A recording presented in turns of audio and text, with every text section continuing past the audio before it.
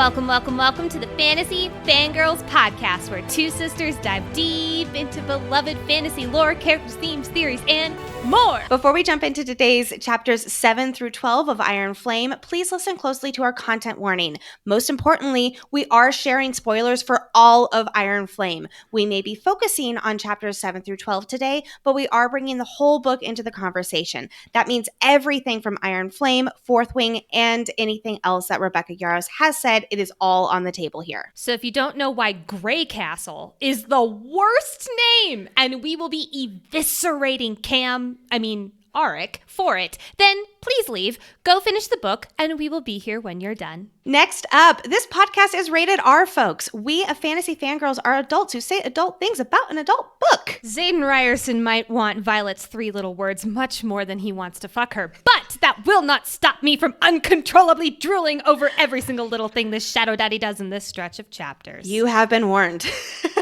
Last thing before we jump into our Iron Flame episode 2 deep dive. If you love Fantasy Fangirls, you want to support us in making this stream our livelihood, and you want even more content, more community connection, discounts on merch, early access to episodes, and more, please check out our Patreon. We have 2 tiers of memberships, Cadet and Dragon Riders. By the way, our Dragon Riders get special voting rights, and they did help me decide on Lexi's Christmas theme for winning our Iron Flame bets. So if you want to join, please check out our link to Patreon, which is in the show notes.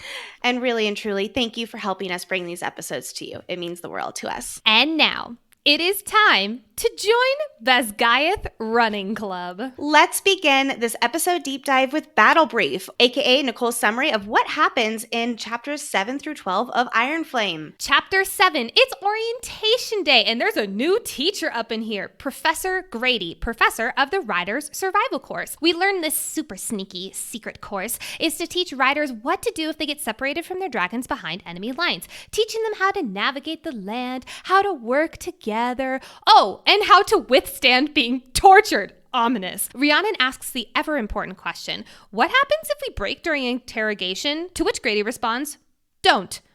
Back in the archives. So peaceful, so wonderful. Violet asks our scribe friend Jacinia for a book on Basgaeth's founding and why they chose this location to build the wards. For a defense in history class, of course. Pinocchio, your nose begins to grow. Jacinia agrees with a slight questioning eyebrow raise, but she brings a tome. And thus, we enter Scribe Super Sneaky Spy mode. Chapter 8, Conscription Day is here, and our girls Violet, Nadine, and Rhea are joined by fucking Dane at the top of the tower, which is the entrance to the parapet. Their job is simple. Just take the name of the conscript before they go out and possibly die. The new conscripts reach the top where this fearsome foursome is waiting, and after the first candidate falls off the parapet, Violet stops watching and just focuses on her job, specifically noting the aggressive soon-to-be cadets, like this bullish guy that redeems Jack fucking Barlow Jr. I wonder if he'll be important. Anyway, a newbie comes up with startling green eyes. It's Cam! Oh wait, no, it's Auric Greycastle. Did he just make that name up? Welcome to our story, King Towery's third son. Well, it's time to go back to taking names, and double whammy, it's Sloane. Violet goes into mentor mode. Braid your hair, arms out for balance. Don't be a fucking idiot. Sloane must be just like her brother. Funny, kind, lovely. Nope, she hates Violet and blames her for Liam's death. And cue Lexi and Nicole having eggs on our faces. But she makes it across. Go Sloane! I still can't stand you, at least for part 1, as the new cadets are being sorted into their squads. Damn, Sloane is in First Wing. But what's that? Dane makes a change and Sloane goes into Violet's squad? Stop it, Dane. Stop it with your peace offerings and your stupid things that make me want to actually start liking you. God fucking damn it, Dane forever. Sloane reluctantly, and I mean really reluctantly, joins Violet's squad, which also contains Auric. After some announcements and a surprisingly motivational speech from Aura Bindhaven, who knew that Basgaeth could be a motivational seminar, 6 dragons join the party, including a one-eyed orange dragon. Cadets absolutely freak the fuck out at the dragons, and several break away, and Solus totally tortures them, and about half of third squad. Basically anyone who didn't duck, which thankfully our core characters all did, but not Kieran. God fucking damn it, Kieran. Another cadet starts to run away, but whose wing beats are those? It's Tern! Taryn comes down and absolutely terrifies the first years and roars loudly. Solus is unfazed, but retreats. It looks like Violet just cemented a new enemy in Varish. Chapter 9. Violet wakes from a nightmare and gets ready for her morning run, but our favorite pink-haired badass decides to join. After all, she's not sleeping either since Russin. Just as they're about to start hitting the pavement, Ree spots her best friend and curiously questions Violet's sanity. But Bodhi tells Ree to get on out of there, and Imogen and Violet begin their run. What I would give for Imogen and Violet's running playlist. Later that day in Battle Brief, Devera and Markham tell the students about 2 recent Griffin attacks. Violet begins to have an existential crisis. What is true? What is not? Poor scribe Violet. We learn that Griffins were found in the armory of the Athbine outpost, where they were looking for weapons. A distressed Violet runs to Bodhi after class and begs him for a job. Bodhi is absolutely unmovable. Survive second year, that's your job. Frustrated, Violet goes to her room and continues reading over lunch. Later at assessment day, Ree finally confronts her friend, asking if she's mad over her choosing Sawyer to be her EXO.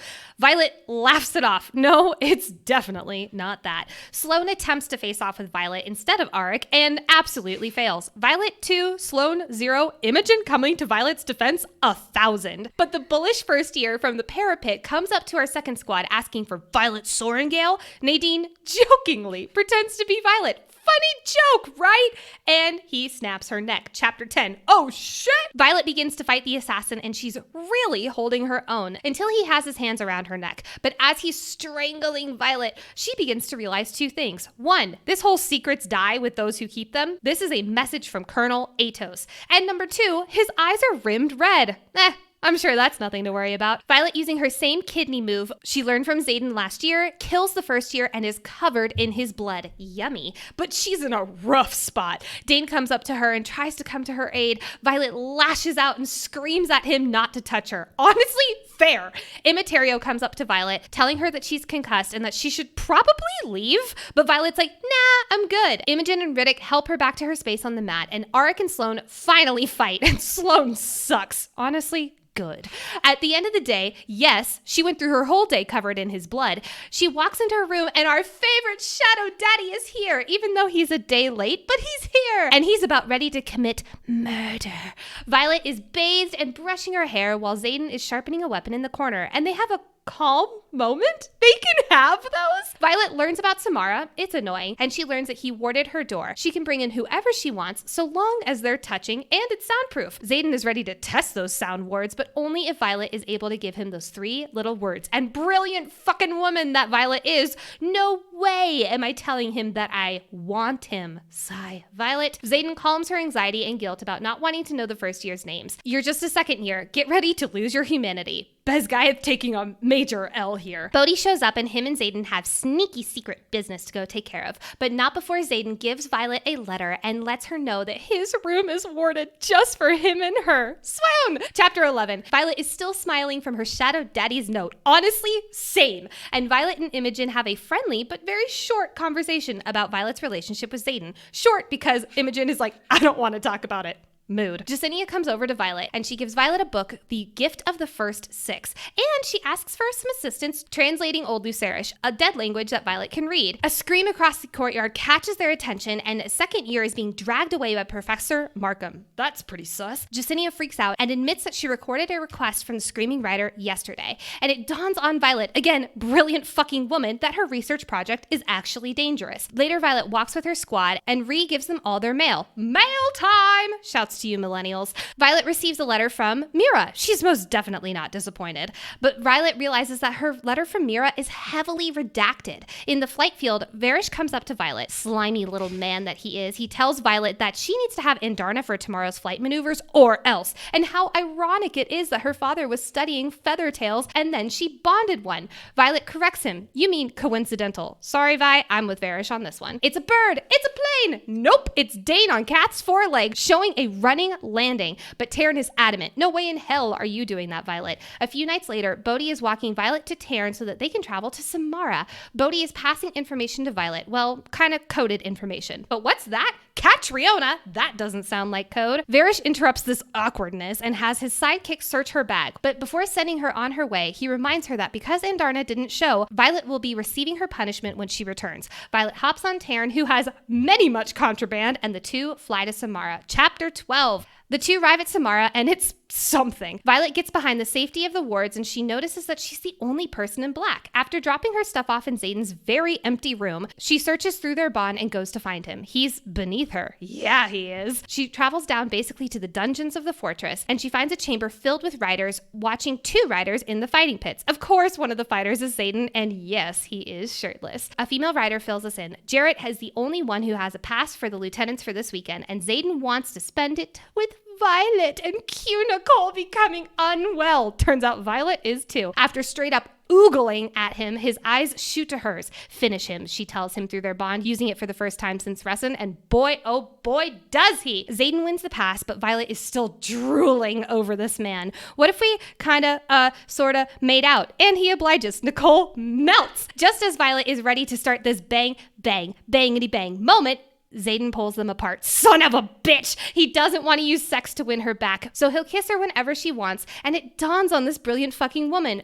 Oh, he wants me to tell him I love him. I would have already caved. Later, Violet is washed and fed, and their routine is in full swing. Her brushing her hair and him tinkering with a weapon. And they are having this beautiful casual conversation, and it is perfect. But then Violet begins asking wards questions. We learn that the alloy in the hilts of their daggers have many wards imbued in them, and these are the daggers that can kill venom. Oh, and a whole lot about the wards is classified. But enough about the wards, it will have to wait because it's shielding lessons time, and Xaden does not take it easy on her. Whew, love those battle briefs, Nicole. And now that we know everything that happened in chapters 7 through 12, let's tap into our Signet power and start diving into key insights, reflections, foreshadowing, and of course, all of our favorites, theories. We have to start talking about RSC, or Writer's Survival Course, because what the fuck?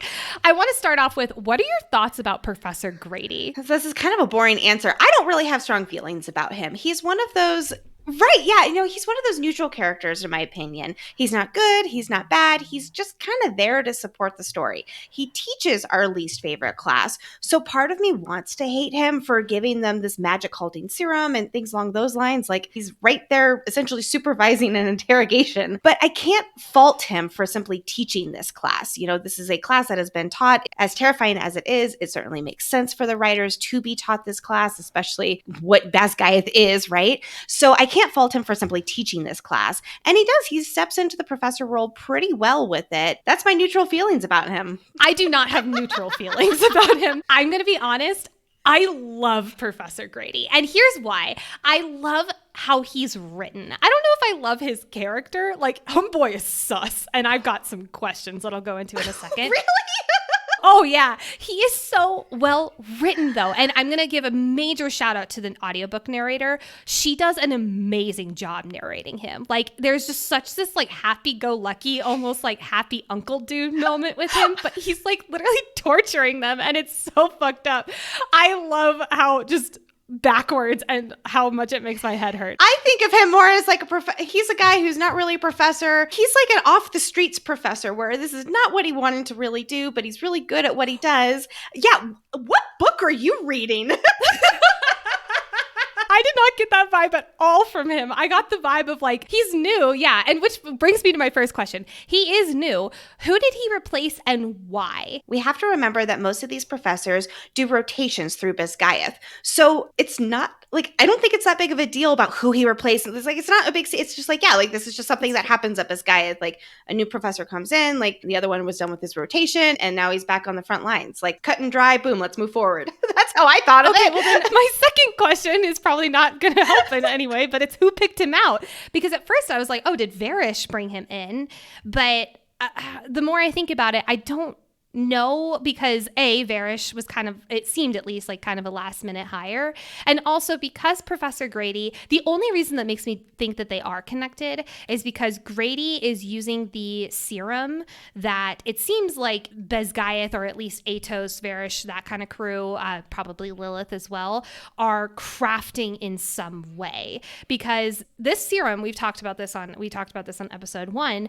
This serum is way, way, way similar to the poison that Violet had right after she got sliced open by the venom in chapter 37 of Fourth Wing. I don't know if he's good or bad. I truly don't know, but like, who picked him out? I think that's a huge coincidence that the year that he just kind of shows up to start being a professor is the same year that they have this. I really don't take him too serious. Like, I don't mean like I don't take him. I just think he is a pretty surface level character, to be honest. Could not disagree more.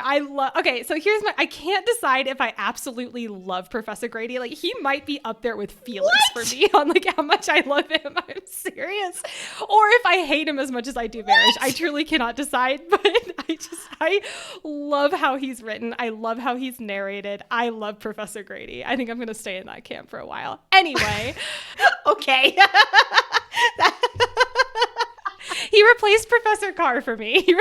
I have to have one teacher who's like really fucked up that I have to stand behind. And now Professor Carr's off the table. This is the smallest class to walk the hall since the first 6. This is from Professor Grady. And wow, oh wow, was that a wake-up call? It really was. And now, so remember everyone, 92 writers bonded last year at Threshing, 92 writers there in Violet's class. Remember that there were 101 dragons that were willing to bond last year, but not all of them found worthy writers. Now there are 89 second years in this RSC class. So that means that only 2 writers who died weren't replaced, which is Liam and Jack.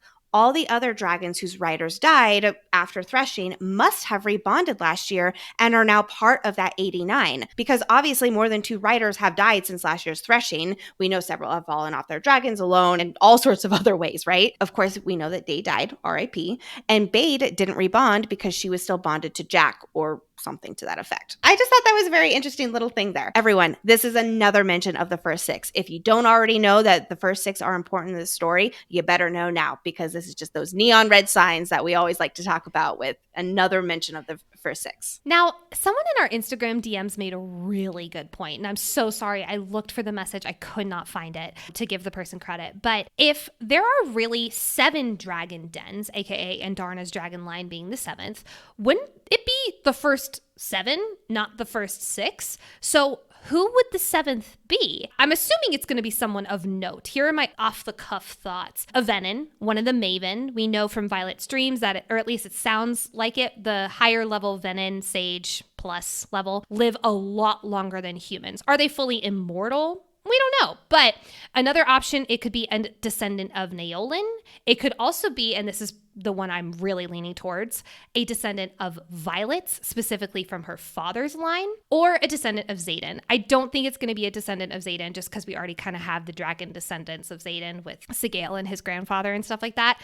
So I'm really leaning towards it being one of Violet's father's predecessors. As much as I especially love the idea that Violet's dad's ancestors are the descendants of Andarna's line, if there were 7, wouldn't there have been mention of them in the journals? Like, I do get it. If the 7th writer did become a Venin, the first 6 might have erased him or her from their own history. Like what happens, 200 years later? I don't know.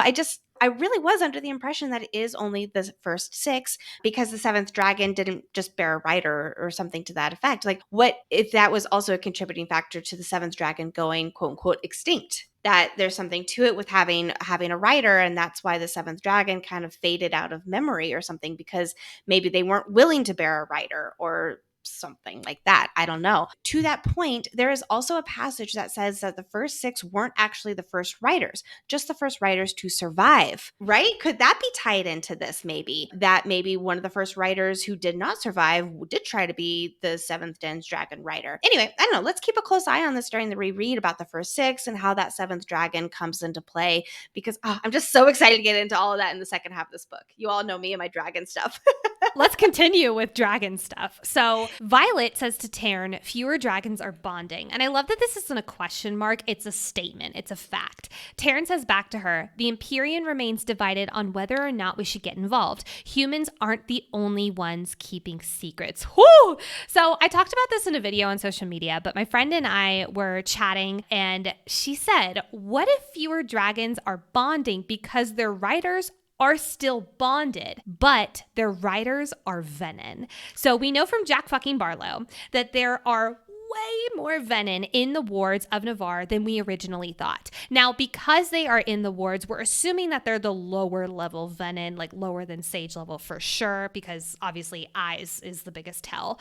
But what if this is true? What if the dragons are still bonded? And quote, like going back to Taryn's original statement, humans aren't the only ones keeping secrets. That feels very multi-level meaning. It could mean that the dragons are keeping secrets about their riders from the other dragons. I mean, we see this point blank with Bade. I find these lines about the humans keeping secrets interesting because riders can't keep secrets from their dragons. The dragons, they literally live in their heads. So it goes to show how much this bond is sacred. Not only are humans keeping secrets from the Empyrean, but these humans' dragons are almost like honor bound to keep their humans' secrets, right? This really makes me wonder about Colonel Athos's dragon. I don't think we know anything about his dragon yet.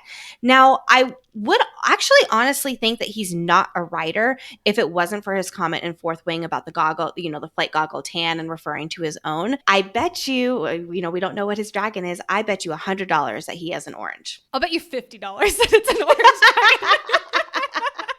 So back to this about how fewer dragons are bonding. I'm under the impression that fewer dragons are bonding because there is increasing frustration among them with the humans and probably with each other as they're so divided here. I've said it before and I'll say it again. I wonder if more marked ones bond during threshing because dragons are seeking to bond with the believers. But how does that translate to the dragons being divided and not bonding? There's like a piece of the puzzle that's missing here in this conversation that we just don't quite know yet. There are also theories out there that fewer dragons are bonding because they're not even in the Veil.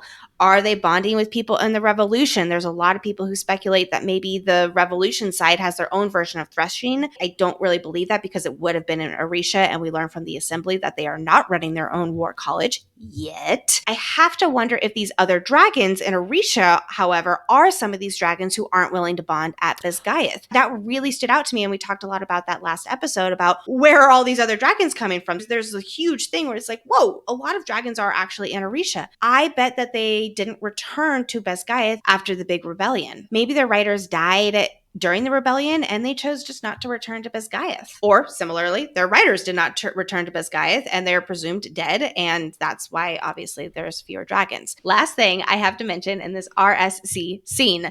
Seriously, what do they do with bonded riders who don't pass? They kill them. What? Obviously. Right. Yes, but do they get targeted for assassinations or accidental deaths? Or literally they'll be in interrogation, they'll break and they'll kill them. That's what I gathered. And that's why Professor Grady is just just don't break, or you will be killed in interrogation. Exactly. Because here's the deal. If you break an interrogation in class where they're, quote unquote, major air quotes, going easy on you, then what's going to stop you from breaking out in the real world if you get caught by poor Emil, Griffin Griffin Flyers? Yeah, I took that immediately as you die. But it's Bisgayeth. Of course that's what they do. Yes, obviously, my two options with, being a targeted assassination or you're just killed during interrogation, you die. But again, these bonded riders, their dragons have to be a little bit pissed off. What the heck is going on in the Veil? What happened when Solus returns to the Veil after torching a bunch of bonded riders in Third Squad? No wonder this motherfucker doesn't have one eye. Well, hold on. I'm going to get to that later. I have a theory around what happened there. You're right. Wait, I'm jumping the gun here a little bit. Anyway, last thing I'll say here about this big ominous question about what do they do with the bonded riders who don't pass. I love how they look to Violet for the answer. And she's like, I don't have a fucking clue. Don't look at me. I don't have any answers anymore. Poor Violet. Her whole world is just flipped up. I really feel for Violet in this book. She's getting a lot of hate. You and I are big Violet defenders in this book because everything that she is feeling is so fucking deserved. Yes. All right. Now let's move on to the archives. It's so nice and peaceful in here, sort of, kind of. The Revolution might not have a scribe in its ranks, but hey, it does have Violet. I love her reflections on who she is versus who she used to be whenever she's in the archives. That happened a lot in Fourth Wing as well, and I love how that's just continued on here and really magnified in Iron Flame. She doesn't miss the woman she was, even if she misses the quiet and simplicity of life. It made me think about this, and while it is a totally different situation, I can personally relate to this now as a mom. I miss my pre-kid life, but I might be in the minority here where I don't really miss pre-kid Lexi because I have found my identity in motherhood in a way that I never had an identity before. And certainly I do have my identity outside of motherhood, but I've really come into my own here. And I see that a lot in Violet here as well with this phrasing. And I personally could really relate, and I know so many others can as well. We were just talking about this, Nicole, but again, it's always coming up in this book. When Violet is in the archives, it once again showcases how much her world has turned upside down. As she comes to grips with not being able to trust this education she felt so secure and strong in. Quote, the one who believed everything she read with unfailing confidence, as if the simple act of writing something on a blank page made it gospel. She's just really struggling, and I feel for her so much in this. You know who else is struggling? Fucking Nasia. Nasia, how is this guy allowed on guard duty? I truly do not understand. He is always sleeping whenever he's mentioned. And I don't know a whole lot about the military, but I do know that if you're sleeping on guard duty, that's not a good look. And you would not be asked back to do that job again and again. Like, how are they skating by, especially given how secretive this place is? I just thought that was so funny. Nasia, my guy, I need you to be better at your job. Actually, I don't, because it does make it easier for our crew to like sneak in, especially later on when they do their archives heist. But this is unforgivable and ridiculous. I can't even believe it. So I do have a question, though. We talked to Jacinia, and she has this moment where she says, I heard about ... her face falls. I'm sorry. He was always really nice to me. She's obviously talking. Liam! In our Fourth Wing deep dive, Lex, you and I were capital C convinced that Liam and Jacinia at the bare minimum had a night together and were starting something. He was always flirting with her. He asked Violet what are scribes into. His cheeks heated when Violet asked him at formation for war games if he had a good night, and he was like buttoning his jacket up. I am choosing to believe, and this is my entire headcanon, that him and Jacinia had this passionate one night love story, and it just absolutely guts me in my entirety. I'm right there with you. When I first read this, I was like, oh no, my shoulders just sagged and was like, oh, I really thought that they had something there. Like, I thought this was going to be like a whole thing about how Jacinia found out and blah, blah, blah. And it's like, we don't know that. Maybe it still is true. And she's just like, really good at masking her emotions. Well, she is a scribe. That is true. Don't get me wrong, though. I can absolutely get behind her and Sawyer. That's a really great match as well. But this part did make me just a little bit sad.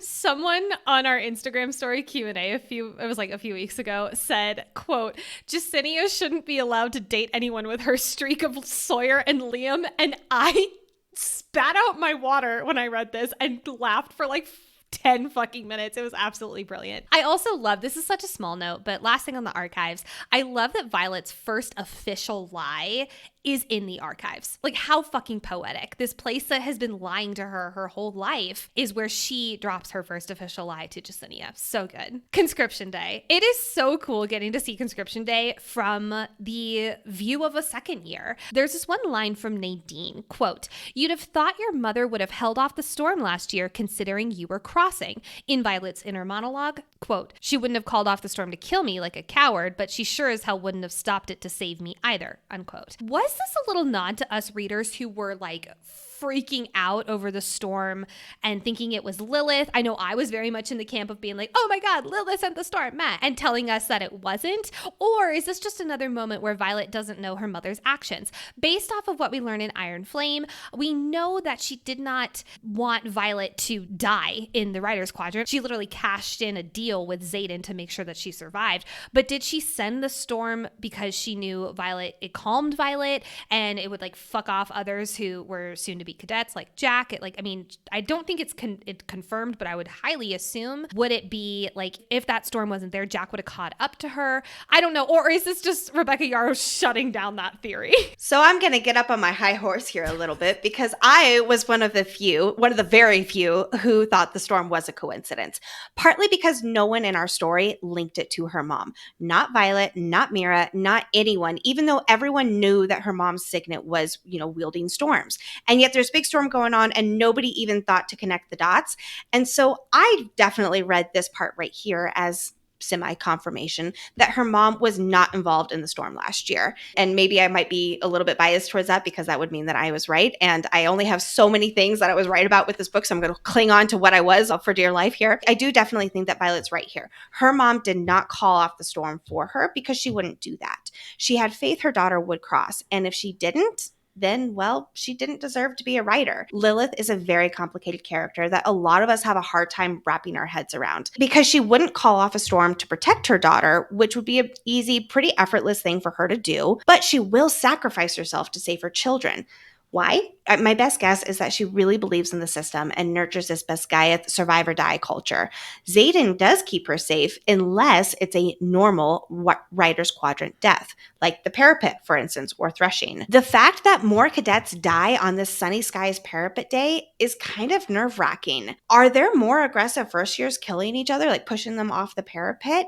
Or is this just simply a coincidence? That line really stood out to me, and it felt very strange because there were a lot of conscripts who died during Violet's year. She said that it was actually more so than usual. So does this mean that there are maybe just more conscripts in general, and therefore the numbers just mean that more people died? Or is there some other outlier here that is affecting why more people died this year? Well, another option is with the storm, maybe people were being more careful. And then when it was so sunny skies, people were like, do, and then slipped off and fell. Or maybe because it's volunteer basis and it was like a really bad rainy day. It's like, you know what? Maybe I will go be an infantry soldier to survive. That's probably what I would have done, honestly. I wouldn't have. I would have been I can do it. When we're on this top of the tower, we get this fearsome foursome of Rhee, Dane, Nadine, and Violet. And this banter and just absolutely eviscerating Dane is perfection. Rhee calling out Dane left and right is just delicious. Literally, she's like, don't even dare ask me to call you wing leader because Ryerson didn't need me to pet his ego that way. It's just I love Rhee and how much she just eviscerates him. Dane is just one of those people who loves rules for rules' sake. He's the Percy Weasley in our story here. And then I have to call this line out because god fucking damn it, Dane. The asshole gets Liam and Soleil killed and is promoted as a reward. I love the Dane hate that Violet feels in the first, up until chapter 35, halfway through, right? Well, speaking of Dane hate, I'm not done hating Dane because did Dane lie? Possibly. Maybe. I want to bring this to the table and have us debate it.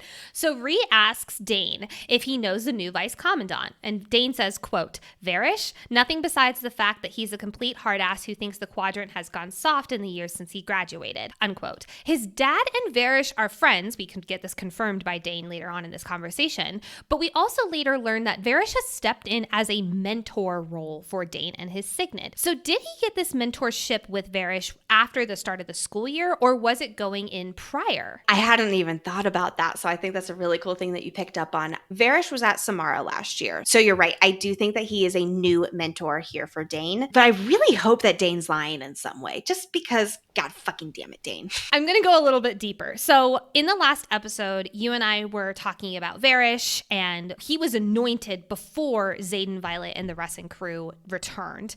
But maybe he was brought in because, Atos and him are really good friends. So maybe Atos brought him in specifically to be Dane's mentor in his Signet, which is pretty fucked up. And I don't think Atos would have told Dane, but I want to believe that he did, and Dane is just lying here. And this is the reason, God fucking damn it, Dane's dad, and God fucking damn it, Dane will forever live rent-free in my head, at least until we get to chapter 35. I will find every instance in this book to not believe Dane, because there's a part of me that really does not think he is telling the truth and that he is lying, but I think that's just truly wishful thinking. I'm going to be straight up on it. Yeah, we're going to have a lot to process through, but thankfully we're not here yet. Nope. So let's talk about book math instead. So, Lexi, you have a sorting hat ceremony timeline that you worked out for Harry Potter. But I wanted to take this into Fourth Wing / Iron Flame. And I had the question as I was reading this chapter, how long would conscription day take for them to cross the parapet? Not even just get up the staircase. I'm talking just cross the parapet. Here's the layout. They step up to give Rhee their name, then they walk across the parapet, but it's only when they're about a third of their way across that Dane will even let the next one step up onto the parapet. So let's say the parapet takes about 5-ish minutes to cross on a sunny day. Let's say it's about 1.5 minutes to get your name down and then to step up onto the parapet. That's about 6.5 minutes per conscript total, but Dane waits for them to get only a third of the way across. So that's about 1:36 seconds if we're looking at that 5-minute timeline to get across the parapet. So that is 2 minutes and 6 seconds per person total. Violet's year was roughly 298 conscripts that crossed the parapet, and 67 died, and 3 were torched on conscription day. So that's 368 people times 2.1, aka 2 minutes and 6 seconds. If 6 seconds was a decibel, it'd be 0.1. I did the math, people. Trust me. That is 758.1. Now, that is the time total in minutes. So if we divide that by 60, Lexi, do you know how long that is? A really long time. That is 12 hours and 53 minutes. Now, some will not make it fully across. Some will make it faster than others. So I'm going to I'm going to be very generous and plus or minus this about an hour and a half. But still, in the best case scenario, this is 11 and a half hours. Imagine being the last person to cross. Woof. That does not even include also them climbing the staircase and also them being sorted into their quadrants. That is a long day. That is a very long day. And you want to know what else? You cannot mention my sorting ceremony math and me not get into this. So without further ado, folks. This is what you hid from me in the outline. This is what I hid from you. Welcome, friends, to today's mini episode of The Room of Inquirit, where we will dive into how long the sorting hat ceremony takes. All right. So I wondered how long the sorting ceremony at Hogwarts really does take every year. When you realize how many students there are in each year and the amount of time the sorting hat can take to sort each of them, it's a long time here. So when you realize how many students are in each year and the amount of time the sorting hat takes to sort each of them, it's a really long time. So it is confirmed that there are about 600 students at Hogwarts, which means there's approximately 85 students in each of the 1 through 7 years. Stop laughing, Nicole. But from early book notes, we have the original 40 students in Harry's year, some of which never appeared in the books, but the author always knew that they were there. So in Harry's year, there were actually only 40, which there are a lot of dark reasons why that might be. We're going to go with there are 40 students at minimum in Harry's year. So now that we have a different number from the original 85 students per year, I'm just going to go here with the 40 students. Even if there are only 40 students in Harry's year, the sorting hat can take up to several minutes deciding which house each first year goes into. If it's more than 5 minutes, it's considered a hat stall, but that's very, very rare here. So let's just average a minute for each sorting, plus 30 seconds for walking to and from the sorting hat stool. That is like bare minimum here, 1 minute and 30 seconds. Divided by 40 students equals 60 minutes, aka 1 hour. So at the absolute minimum, the shortest possible ceremony is 1 hour. But let's say that there are indeed 85 students. 85 times 1.5 equals 128 minutes, which equals out to 2 hours and 8 minutes. So in conclusion, it takes between 1 and over 2 hours for the sorting hat ceremony, which really makes me wonder what time the feast ends. I also did that math, but I'm not going to go into that here today because Nicole will kill me. All right, thank you, folks. Now back to Iron Flame. Can you just imagine Fred and George and their stomachs just like rumbling and what they would do to get food? Like what I would give for that point of view. I would do so much. Back to Biscayeth. Watching these conscripts cross the parapet, it makes my heart hurt. There is no transition from a sorting ceremony math to this. Sorry, everyone. We're going on quite the emotional ride here today. Quote, risking their lives trying to become ... us.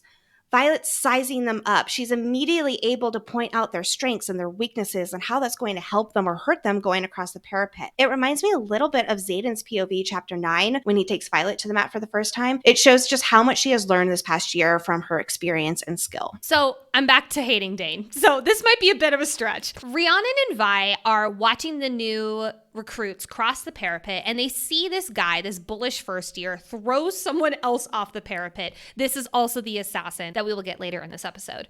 Rhiannon calls him Jack Barlow Jr. and Dane flinches and looks towards Violet. Now, this could be Dane flinching because he's remembering what this kid tried to do to Violet last year, his best friend that he sent to die in Athbean, or and here's where I'm getting on my theory train. Or he knows what's happening with Nolan and Jack fucking Barlow, and that's why he flinches. He knows that Jack is alive, and he knows he's under some kind of like secret top security clearance or whatever. And Rhee saying Jack Barlow Jr., him flinching is him being like, oh God, they don't know that Jack's still alive. I did not think of it like that, but you know what? What do I know anything about Jack fucking Barlow at this point? Like, I am traumatized to even theorize around him anymore because I was so wrong. You and I were both wrong. I maybe didn't do a 5-minute rant about that theory, but you know what? I was very much on the same camp as you. So we also later get confirmation that this Jack fucking Barlow Jr. is the first-year assassin out for Violet on assessment day. So you're asking that about Dane. I'm here asking, did leadership see how ruthless and power-hungry he is on the parapet? And by no coincidence at all, that's how he's now a Venin? Or was he already a Venin here and they figure that out after he's crossed the parapet? Well, we'll get to more of these questions in a little while, but my guess is that he is not yet a Venin and he becomes a Venin between now and assessment day. The reasons how and why we'll get into in a little bit, but that's my thought. We were tagged in an incredible theory video on TikTok, and I cannot wait to get into it later. But for now, I want to talk about Arik and Sloane. After getting the Today Show excerpt of Iron Flame way back in like September, I think that was our second episode we ever did, we knew of someone named Arik. Did I have on my bingo card that Arik was going to be A, King Towery's son, and B, someone who immediately stole my heart? I did not have that on my bingo card, and yet here we are. I love Arik. When I first read that, it was like, oh! I loved it. It was such a great little plot twist, and I loved it so much. There is so much emphasis on his brothers, too, and I have to wonder how many brothers does Arik have? He has his older brother, who is the king's heir, and he knows about the Venin, but chooses to follow in their father's footsteps and not do anything about it. Then we have his second oldest brother, who Xaden killed during threshing, and then we have Arik. But the way of the writing, it really makes me wonder how many other brothers he has. Like, I don't think he has just one surviving brother anymore, the way that there's so much emphasis on multiple brothers. So I wonder if other younger brothers are going to play a role here in our story later on. I wonder how many of the brothers we're going to meet, and I hope it's numerous. I can't wait to meet brother number 1. I can't wait for us to talk more about Arik. I truly believe that he's going to become a very prominent character in the rest of the series. I definitely think he's going to eventually become king, which, by the way, props to Rhee for being just so cool about the king's son ending up in her squad. And it's like all a big secret. And she's like hardly blinks at the information. Like, good for you, girl. Also, can we talk about how Arik's name literally means rule with mercy, or in Old Norse, it means ever or eternal ruler. Yeah, he's totally going to be king. That's pretty accurate. Yeah, there you go, right there. They also mention later on that there's never been a rider king before, and just like how fucking perfect would that be? Yes. There's a moment, quote, Dane shakes his head and looks at me like I have the answers for any of this when he's the fucking wing leader. I love this line because back in Fourth Wing in our deep dives, we tore Dane a new asshole for being just absolutely incompetent at his job sometimes. But I love this line, quote, he sits muttering something about losing every fight today. I just like to think about if Dane was Xaden, like if Xaden was in Dane's shoes right now, how he would feel or how he would act being treated this way by 2 second years and just being knocked down a peg. That would be delicious. I would love that so much. In addition to absolutely not expecting King Towery's son to be in the writer's quadrant, let alone just like shoved in our faces like Arik was, I did not expect to hate Sloane for most of this book. But I do have a question, and that is, who told Sloane about Liam? How did she know? So after I read this excerpt that Rebecca posted to social right before the book came out, I wondered if the place that she was fostered was secretly supportive of the revolution. So she found out from their secret network. However, after we learned she can't fight for shit and she wasn't trained to survive the writer's quadrant, that can't be the case because it's likely she was set up to fail, or they very specifically did not train her for the writer's quadrant knowing she was going to be going in there. I do believe that it was someone from the Resin fighter crew, like Imogen or Bodhi or one of the others. They could have written to her or found her when she arrived for conscription day to tell her about what happened. People were arriving the day before, so maybe someone found her that evening before the day of. Actually, you know what? I don't believe it was Imogen, not with the way Sloane is surprised Imogen is siding with Violet and defending her. But we do actually know that Imogen wrote to Sloane last year back when she was on the Let's Kill Violet train, which brings me back to maybe Bodhi, who we know has a bit of a big mouth and is not so eloquent with words, and maybe that's why it came off so bad to Sloane. It's an accident, we know that, Bodhi, but you're not always the best at communication. But you know what? I'm actually going to go with it was fucking Kieran, and he spun this whole story to make Violet the bad guy. Just kidding. I'm really not. Oh, I have this so irrational. About to hop on board with this. I was like, God fucking damn it, Kieran. I just gotta get my irrational Kieran hate out before he's torched in a few minutes. Gotta squeeze it all in beforehand. Whatever the answer is, I don't think we're ever gonna find out. This is one of those little plot blimps that we're just gonna have to accept and move on, as curious as we all are about the how and the when the truth was communicated to Sloane. Speaking of Sloane, we had multiple videos around Sloane theorizing that she was going to be deaf go viral. And so much so that when Sloane came up in the Rebecca Yarros reading that you're talking about, I thought Rebecca was wrong for a second. Like, I'm so sorry. She is the voice of God in this world. So I have obviously corrected that. But like, I was so convinced that Sloane was going to be deaf, and that was why Liam could sign so well. However, I love it so much more that like 99% of our characters can just sign, and that's part of their education. It makes me so happy to see sign language so normalized, and that is coming from someone who literally can barely sign more than 5 words. But I love seeing that. Again, it's that representation without it being shoved down our throat. But I love later with Sawyer and learning how to sign, and him and Riddick's joking around about it. We'll get to that, but that's like one of my favorite parts of the book. I love that too. All right, back to some math here, everybody. Don't worry, we're not going to go through everything. We're going to stay at Biscayeth here.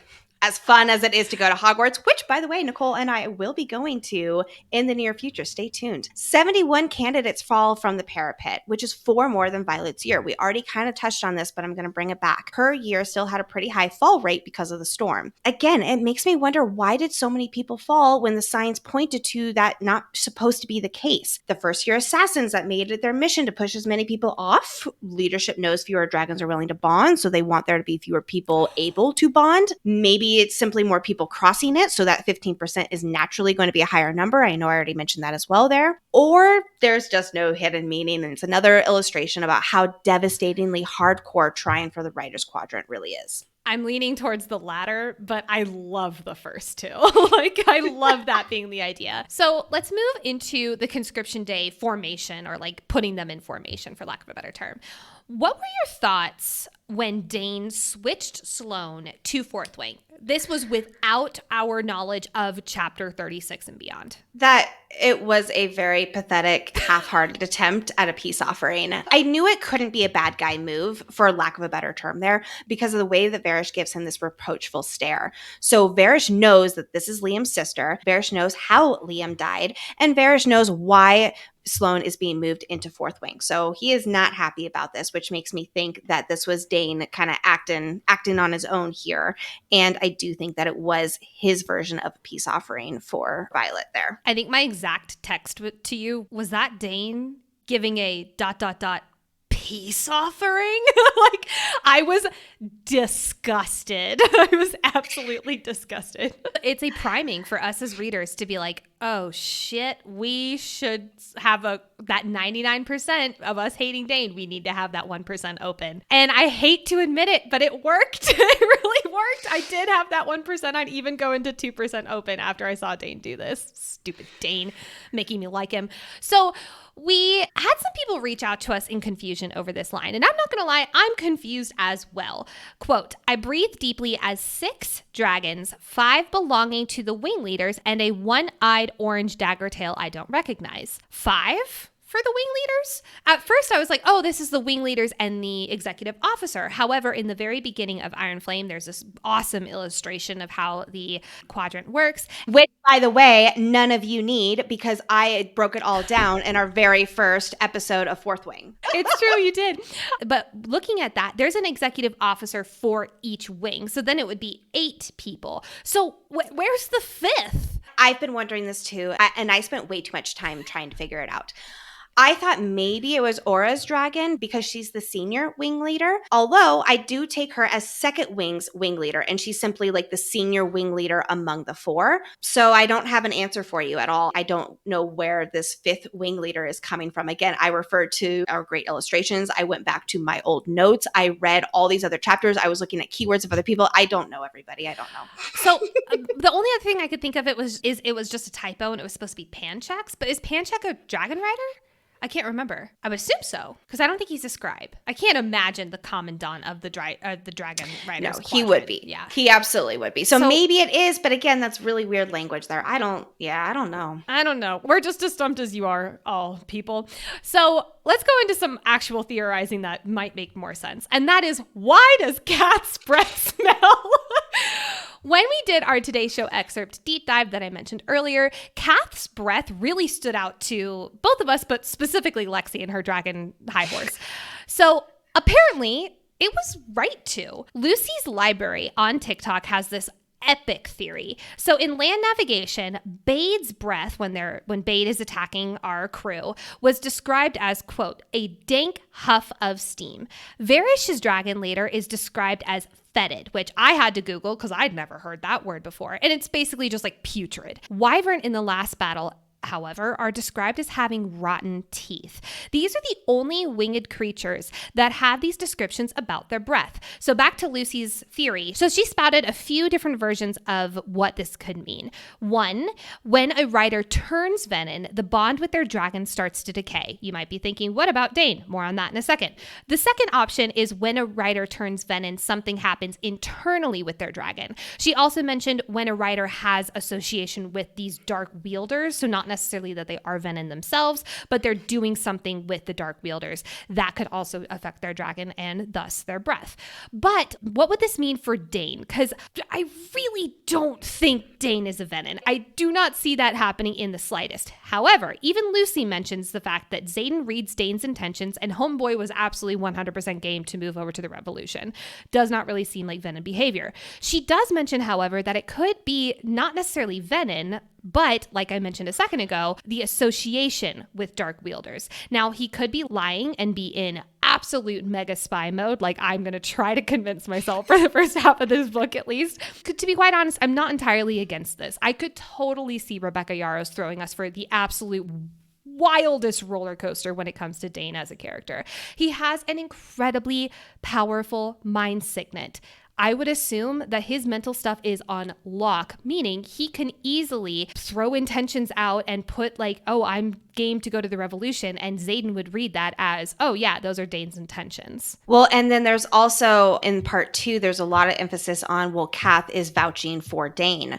What if Dane has some kind of influence on Kath? I have a lot of complicated feelings. I kind of hope that this is actually the case, that Dane is like secretly like a really bad guy who's in ultra spy mode here, because then we can all jump back on our god fucking damn it Dane train and life will be peaceful and wonderful again and we won't have all these complicated emotions. I have no idea what to believe here, but I don't think that the dragons having putrid breath is like, Rebecca doesn't write anything on accident, and having those connections between those 3 dragons, and it's not like they're all 3 orange dragons because Dane's dragon is a red daggertail, so it's not an orange dragon thing. And also whenever Violet is describing other dragons like huff of steam, it's always described as sulfur, which I don't know about you, Lex, that's not my favorite smell in the entire world, but I do feel like it would be described as like putrid or fetid or so on and so forth. Well, and sulfur makes absolute sense because dragons breathe fire, so that's Exactly. just a smell that the dragons, they're not going to have great smelling breath anyway, but it is a very distinctive, extra bad smell versus just the usual smell that dragons have. Well, and Rebecca goes a little step further here when she says, like, I wonder if,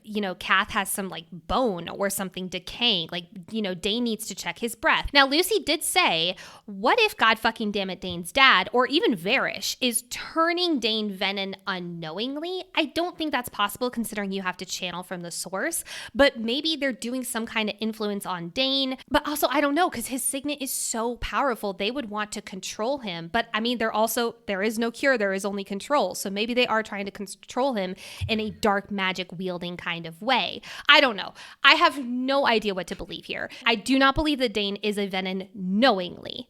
I do like the idea that Varys and God fucking damn it, Dane's dad were doing something to Dane to like turn him evil and like turn him into this mega spy. So when he does go to Eurasia, he's like working absolutely undercover.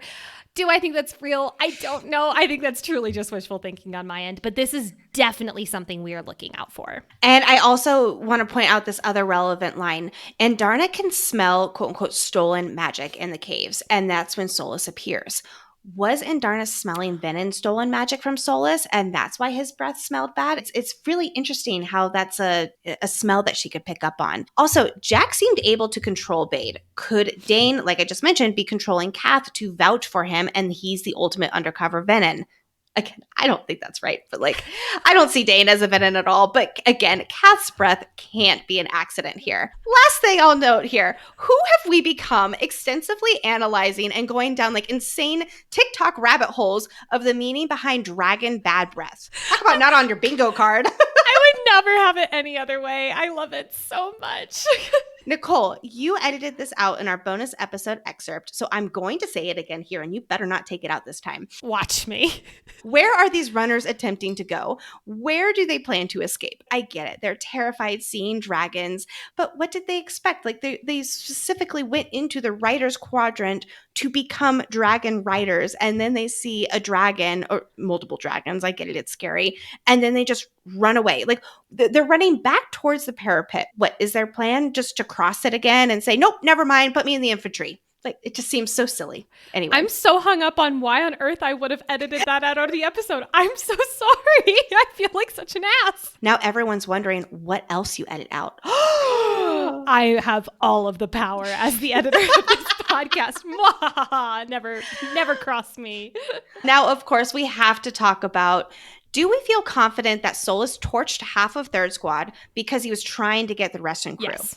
Yes, I think so too. I do believe that is the answer, but it is also his and Varish's way of showing everyone who's boss. Yes. This is how they establish themselves as the power figure to tighten the ship around here at the Riders Quadrant. And the opportunity to kill off some of the Russian crew was there, so he absolutely took it. Which, as much as I give him shit, R.I.P. Kieran, we never got the chance to properly hate you. And the door closes on Kieran. I think we've mentioned him in every single Iron Flame episode. Even our predictions, our review, episode 1 and episode 2. This guy has like one line. It's part of the fun. Just like, I love irrationally hating characters. I feel very Jennifer L. Armentrout with that. It makes me so happy. Okay, so I teased this earlier, but it is time to talk about it. Why does Tairn hate Solas? If you were like me, you heard if you were listening to the audiobook or reading, that Tairn absolutely hates Solas and is absolutely terrified when he learns that he's there. So why does he hate him so much that he quite literally took an eye out? I was in the shower one day listening to this part of the audiobook, and I had a theory drop into my head. We know that Varys killed multiple people in interrogation, so we can assume that his interrogation tactics are horrific too. Obviously, they lead to death, and I don't assume it's immediate. We also learn from Lieutenant Colonel Nolan's missive to Lilith that they have been testing on Venin for a long time. Now, quick pause. We were told on social media after posting the Lieutenant Colonel Nolan video that sometimes when you are addressing a Lieutenant Colonel informally, you just say Colonel Nolan. However, Rebecca is very intentional about every time Lieutenant Colonel is used. Possibly she does come from a military background. Her husband is in the military, so it could be that informality. I'm choosing to believe not, because she does not do a lot of things like that would confuse us readers. So again, we know from the missive in chapter 65 that Lieutenant Colonel Nolan is writing to Lilith Sorrengail about there is no cure, there is only control. We know that in our timeline, Nolan is a colonel, not a lieutenant colonel. So that missive is from the past. Back to Tairn. What if after the Battle of Eurasia, leadership saw Naolan, Tairn's previous writer, start channeling from the source and thus turning Venin? Now, this would mean that they would see him resurrecting Brennan, so there's a little plot hole in this theory. But back to this. They then captured Naolin and started interrogating him, trying to learn how he did it. Obviously, there is no cure. There's only control. They're trying to learn as much as they can about the Venin, I'm assuming, from Venin themselves. Also, there's that one Venin passage that's like, no Maven has ever been captured, meaning the other 3 types of Venin have been captured. So they capture Naolin. They interrogate him. Taryn was so incredibly pissed that they captured and interrogated his rider that, and by the way, I'm assuming this is Varish interrogating his rider, that Taryn lashed out on Solus, thus taking an eye out. Now, here's where my theory maybe gets a little unhinged. Naolin somehow gets away and and went further down the line of the Venin path. Thus, Taryn had to break the bond with him eventually. This was my shower thought one day. And that is how Taryn took his eye out. It would make sense that Naolin does get captured. Now, again, the big plot hole here is that leadership would then see him literally resurrecting Brennan. Now, maybe Brennan didn't get resurrected right away. They took Brennan away to the cave, and that's when he got fully resurrected. So, I don't know, but it was fun to think about. I think that's a fun theory. What do you know? You thought Jack fucking Barlow was dead. That's true. What do I know? Now, with Solus and Varish dead by the end of this book, I wonder if we'll ever get Taryn and Solus's history. I really hope so. Give me all of the dragon drama right now. I think that Taryn knows when he tells Violet to have eyes on Solus earlier in this stretch here, that Solus is about to burn them.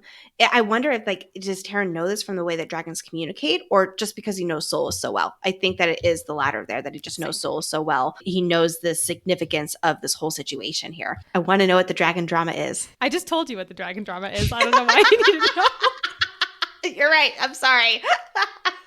When Taryn is pissed off, he says, quote, "You do not have the right to burn what is mine." This line really stood out to me. So who is Taryn talking about here? Surely not the girl with the blackish blue hair who's about to run here, right? He says... No, right. He is saying it to Solus, but the right to burn what is mine. Is he talking about what is mine is something else for him to burn?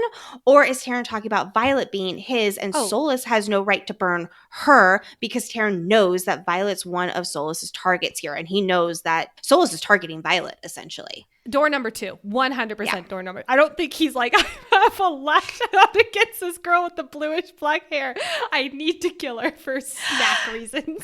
But again, that does bring back to Solus is very specifically targeting, and I bet you that Taryn knows that his rider is very much in danger right now. Taryn is absolutely playing chess and everyone else is playing checkers, 100%. Or he's just playing like smash the hammer kind of thing. I'll wrap this up, and I've said this before and I'll say it again. No wonder Solus doesn't have an eye. He just burned a bunch of bonded riders who have some very pissed off dragons right now. Solus is an idiot. Oh my God. Hot take. Solus is an idiot. But again, I think that goes back to he is, I don't know if being controlled by Varish is the right way, but he is being influenced by Varish in a way that a lot of writers don't have that kind of influence over their dragons. And I think that is very significant to them being orange dragons. And I think that is also significant to the type of person that they are. You know, Jack is very similar as well with his control of Bade. And there is no coincidence between these characteristics and these oranges that they're bonding with. We will get into Varish's Venin in just a moment. But first, let's talk about Besgaia's Running Club. I love this development. We just learn how much is on Violet's shoulders in such a seemingly surface level scene. Obviously it's not, because you get the quote, "I won't make it." The fact that she says this in, I'm not going to say an offhanded way, but almost in a matter of fact, like it slips out way, it just shows you how much this is plaguing her thoughts. This is not something she thinks and is like the deepest, darkest secret. This is something that is constantly on her mind and stressing her out day to day. There's also this line, quote, "The gravel is shit for traction, making it harder, but that's fine. I need harder." My heart just breaks for Violet and how much stress and pressure she feels like she's under, and she doesn't feel like she can help. Obviously, she does her, undercover scribe-ness, which is her way of helping, but the fact that she feels so useless is just heartbreaking. But this Imogen budding friendship is wonderful. Right after Violet says, I'm not fast enough, Imogen says, quote, we're not fast enough yet. And we're is in italics, really emphasizing that. Not for my normal italics. What does that mean? No, not for my normal italics high horse.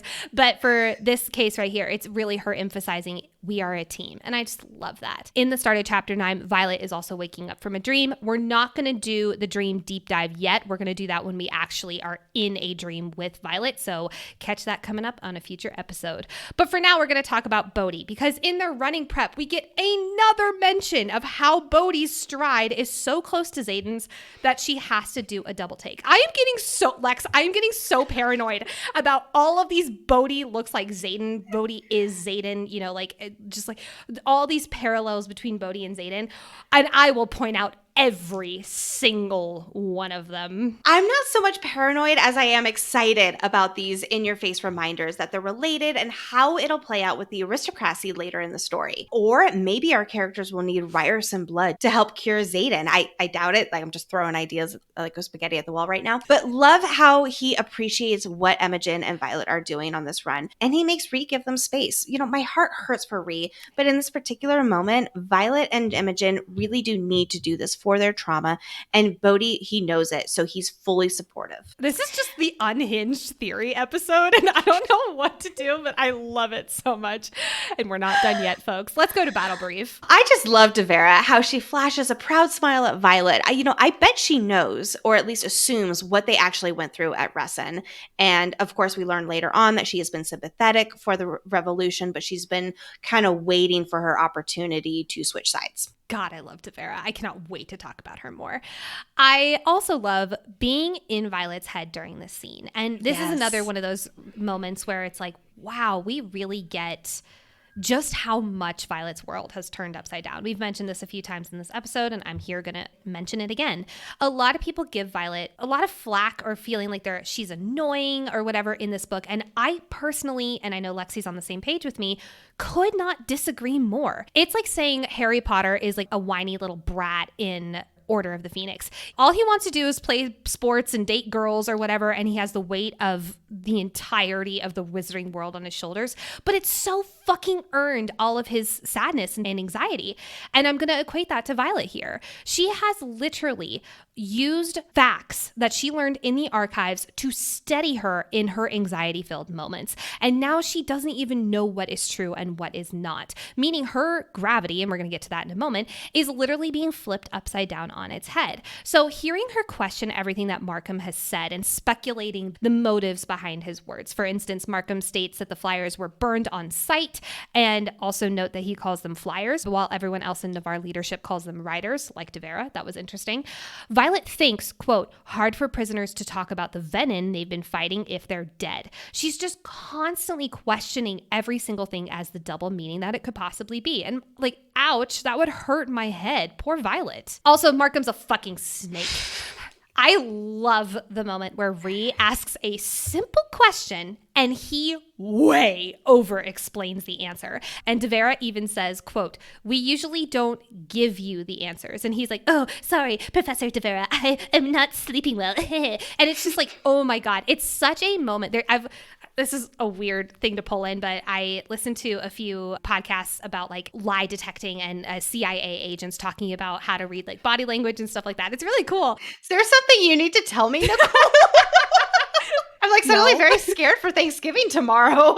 No. What you don't know won't hurt you. But over-explaining is a huge telltale sign of lying. And I do find it funny that Markham, this like crafter, this master manipulator, just like slips here. And Devera knows it in this moment. So, Nicole, I have a question for you. Do you think that Markham knows that Violet knows? I think he suspects. I don't think he has been talked to by Atos, but I think he suspects just by putting two and two together, knowing how intelligent Violet is, knowing that she went to Athbean for her War Games assignment.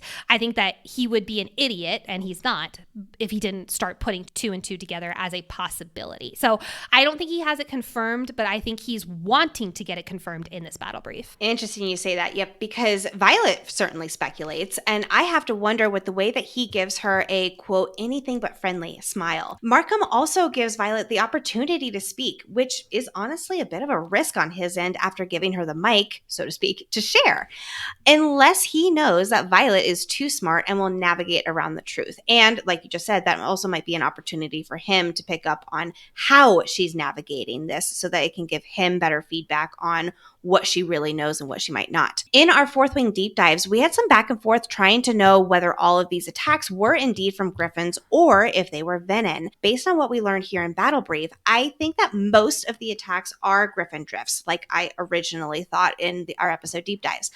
But there are definitely some venom ones too, based on how much is redacted, as Violet guesses in the final chapters of Fourth Wing book. And that we learned here in a little bit that someone is killed for asking about an attack that never even exists. I think that was absolutely a venom attack. So I think that most of them are indeed griffin attacks. However, there are certainly some venom attacks here as well. 100%. After Battle Brief, Rhee is talking to Violet and has a speculation about Nolan. I about died when reading this for the first time. I was like, no way did she figure this out. Oh my God. This is, of course, before we get into the something's going on in the healer's quadrant. When she says, I think the school is hiding something from us. I was like, oh, she's figured it out. It sent chills down my spine. But it does make me wonder, what type of mending is Nolan doing and how long has he been doing this? So again, pulling that chapter 65 epigraph, there is no cure, there's only control. We know that is an old missive. It is not about Jack. So what is he doing to Jack? Is he mending him? It's been almost 6 months. That is a long time for someone to be capital D dead. I don't think that he was ever dead. So that does make me wonder, to your point here, do you think he was on the precipice of dying and that's why Nolan is basically having to mend someone back to life? It's definitely my understanding that he was never dead. I do believe that this whole resurrection thing, that is a Nolan specific thing that happened here. Maybe we'll see it later on in the story. I certainly think so, but I do not think that is involved in this at all. How Jack didn't die from a tower falling on him when cadets die all the time falling off the gauntlet, the parapet, and off their dragons. Because he was already venom. He was maybe super strength. Right. And so that brings me back to this big question here.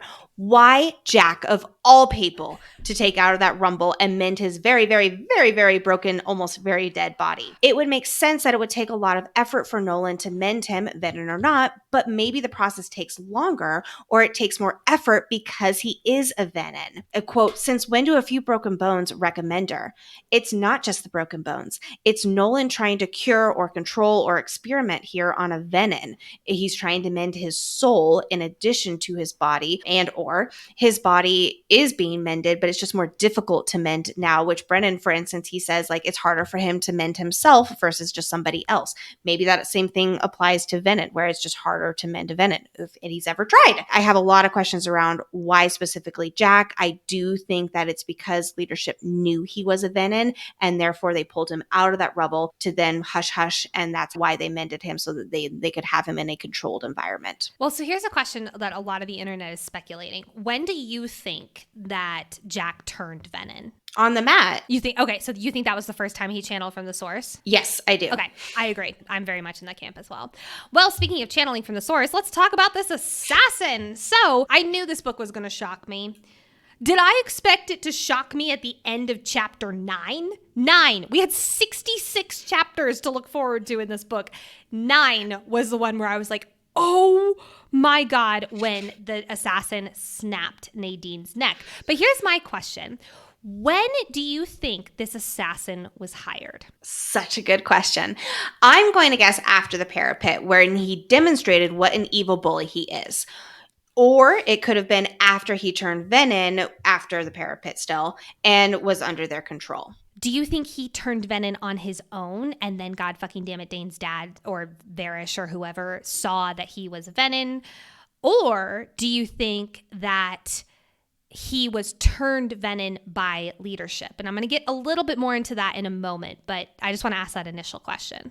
Like he was taught how to turn venom by leadership. I have a hard time imagining someone to try to channel from the source. It's only been a few days between conscription day and assessment day. He is not bounded to a dragon. He has no access to power. Assessment day is the first time that they're even up against each other for him to have a survive or die kind of concept there to pull that power. So I'm starting to lean more towards leadership had a role in him turning venin there, because they're all like in the big dormitories together. Like, I don't see him just having an opportunity to experiment drawing source from the power there, but I do see that definitely being a possibility if leadership is involved.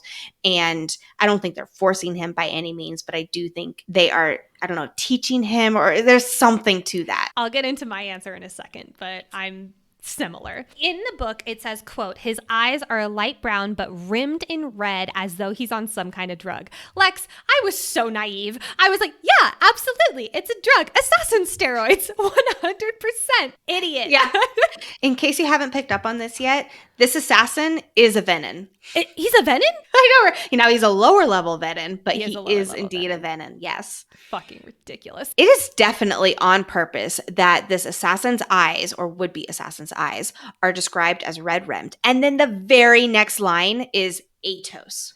Atos fucking knew. So whatever you were speculating here about what leadership knew, what their influence was, that right there tells me Atos knows or played a part in him becoming a venin. And of course, he sent this venin after Violet as an assassination attempt. Atos is going to be our big bad. I'm pretty convinced that he's going to be our big bad character, not including the like Night King venin, I'm going to call him. As much as we can say he's the big bad and he's this big puppeteer, he is also stupid enough to have emptied Athbane for war games. And so I don't think we're playing, like, he's definitely not playing chess here with anybody. I'm going to take it one step further. He's a terrible assassin boss because literally he's like sitting all of his people down, like all the infantry cadets, the second wing first year. He's like, okay, and right before they're dead, you're going to say secrets die with those who keep them. Like, I'm shaking my head. It's just ridiculous that he was like, this is a good idea. I'm going to get him. Here's one thing I will say that is venin aside. In the Xaden POV bonus chapter for chapter 9, we covered the sparring scene from Xaden's point of view. And I said how cool it was to read that scene from someone's point of view who really knows how to fight. And now we get to see this here from Violet and really see just how far Violet has come. As she's going through the fight with the assassin venin, I can't believe I just said that. 2 months ago, I would have laughed at that sentence. That is ridiculous. Violet is always thinking 1 to 2 steps ahead of her moves. And sometimes it's so unconscious. It says even, quote, 2 daggers are in my hands before I even realize. She's also remembering moments from Xaden where, you know, the kidney move or stop going for bigger moves that expose you. It's showing how masterful she's becoming as a fighter, which is so cool to see. I love it. You know, it's crazy to think how far Violet has come with killing people since she quote unquote killed Jack last year. Even though Jack tried to kill her multiple times, she was so torn up over killing him. But after Resin and killing the venin and seeing what she has over this past year, she doesn't second guess herself once here or wallow in sadness after killing him. No, like she literally just keeps on going with her day, covered in his blood. She's losing some sense of her humanity here. Just like Xaden said happens your second year. Real quickly, I have one more point here to make about does leadership know about venin or not? What if there's a secret code to leadership that when these aggressive dicks push someone off the parapet, they're like signaling that they want to be venin? It might be a silly idea, but make no mistake, the fact that he and Jack are so similar and both turn venin and are both under leadership's thumb, ish with Jack, but mostly, it is not a coincidence. So maybe that's like a little signal, like, hey, I want to be a venin, so I'm going to push this person off. I don't think that's the case, but I love this idea of like, okay, I'm going through the parapet. Do I want to become venin? Do I not want to become venin? You know what? Boop, let me just push this person off. And like, bye-bye, I've sealed my fate now. I agree. I think it's a lot more to do with the characteristics, and that is what causes them to become a venin. But, you know, But there's definitely an overlap in that characteristic of someone who would push someone off the parapet and someone who turns venin. All right, I just needed to get that off my chest. Now let's move on to Dane. Oh, God fucking damn it, Dane. Say something in a frantic whisper after she was just choked almost to death.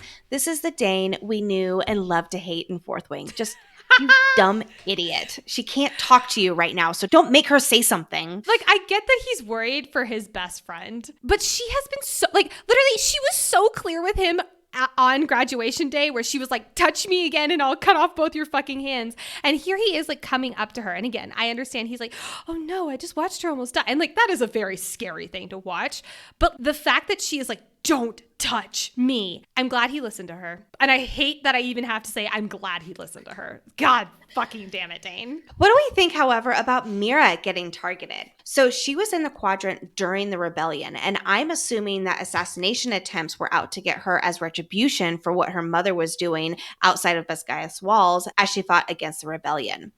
Or, of course, my favorite theory is that Atos was behind it then too, and he's been trying to kill off Sorengales for years. I definitely think that he killed Papa Sorengale. I love both of these options. I don't want to choose because they're both delicious. I will not choose. I'll go a step further. Maybe he's the one who tried to kill Brennan and Finn Ryerson was just the scapegoat. I don't know. I definitely think he killed Papa Sorengale. I do wonder if he was behind the Mira assassinations, although I do like the idea that the assassination attempts were because of the rebellion and what her mother was doing. But Colonel Atos is not a good guy here. So I just had to throw that out. He's an IDOT, and I can't wait to continue hating him. GFDDD. But let's talk about things we love, and that is Xaden and Violet, part 1. So I don't get me wrong, in romance, in romantasy, I love seeing that like sexual tension, the tense moments, the build up, the fight spats that turn into like moments of passion. But I did not know how much I absolutely would adore seeing these quiet moments with Xaden and Violet and just them having like a normal conversation. I remember what I was most looking forward to when Brett and I actually moved in together. He's the only boyfriend I ever moved in with. And I was like kind of nervous, you know, it was something new. But the thing I was most looking forward to were the quiet moments where Brett's off doing something and I'm off doing something else. And it's just pure calm and peace. And I feel like this is the stage of the relationship that they're in. And it just makes me so happy. But I do wonder for you, what are your thoughts on the door warding maneuver? I know you're dying to answer this, so I'm just going to leave my response at, I know I called out Xaden's L's last episode, but oh man, is this swoon worthy. I just love him so much, and I love it. These are the moments, like last episode we were talking about him, like, you know, almost overly confident and invalidating her anger. I feel like he is now fully in the camp of, I am passionately trying to get you back. And those are two very different actions and very different energies. I love him warding her door times 1,000. Don't get me wrong. I love a she's mine trope like a lot, but I think I love the I'm so secure that I'm going to give you every freedom to bring whoever you want into your room at night. I don't know if it tops it, but it's like, oh, it tops it for me. Well, of course it does for you. For me, I'm like, tell me I'm yours. But I do think it's neck and neck, if not just a little lower, but it's really high up there. And that's a high compliment. So I love, of course, obviously his confirmation. And this is what might make it equal to the she's mine trope. The confirmation that his room is just for him and her. Is that a double standard? Yes, I'm accepting it. Sorry. And it is swoon worthy and I love it. Speaking of swooning, Xaden Ryerson writing letters was my undoing and I am literally at his mercy. That's all I have to say. Except it's not. Recovered correspondence. It's time to address it. This is like blown up the internet. A lot of people caught this and they're, in my opinion, were very rightfully nervous about it. It is ominous, but I'm choosing to keep my head buried in the sand and pretending that this means absolutely nothing about their fate. Also, speaking of my head buried in the sand, one time Lexi and I were in Hawaii. One time Lexi and I were in Hawaii and she buried me in the sand. Like, you know, I was her little sister. I still am. Yeah, you were like 6 and I was 9, something along those lines. Yeah. I think we were even younger because you were intelligent as a 9-year-old. I don't think you would have done this as a 9-year-old. Oh, I definitely would have. Lexi's burying me in the sand and she buries like up to my, like, you know, the top of my head. So my ears are covered in the sand. And I got the world's worst ear infection ever. And I will still never let Lexi live that down. So I'm going to have my head buried in the sand in a way that does not give me an ear infection, Lexi. So back to this recovered correspondence. When people are killed in this world, their stuff is burned. So why would they have letters from Xaden to Violet? I don't see a scenario where both Xaden and Violet die. I can see a scenario where Xaden does die. I'm sorry. I do think it's possible. I do think he will be resurrected because at the end of the day, this is a romance story. And normally romance ends with a happily ever after or a happily ever after for now. But I strongly believe that Violet is alive no matter what and helping Jasenia write this book, aka the dedication at the very beginning of Fourth Wing and Iron Flame. So why would it be recovered if it's in Violet's possession and Violet is alive? Since this letter was given to Violet, it would be in her possession, not Xaden's. Am I trying to calm my own self down? Absolutely yes. I'm going to help calm you down here, Nicole, and I hope that I can calm some listeners down here as well, because I have a very different take on this. And maybe I'm being too optimistic or I'm not thinking critically enough into this, but I really and truly do not believe that the verbiage of recovered correspondence is a hint whatsoever at either of our characters dying, or that it's necessarily even ominous for our characters. For instance, if I found a box of high school letters in our parents' basement, which I'm sure that they exist down there, I would absolutely consider that recovered correspondence. Speaking of high school letters, by the way, fun fact about me, my handwriting is cursive and has been ever since high school when my ex-boyfriend and I had a bunch of drama and we wrote angry notes to pass in class to each other. And I didn't want anyone trying to peek at our drama. So I started writing in cursive to make it harder for wandering eyes to snoop. And I've been writing in cursive ever since. It's been like 15 years or so. I did not know that. Oh my God. Yes.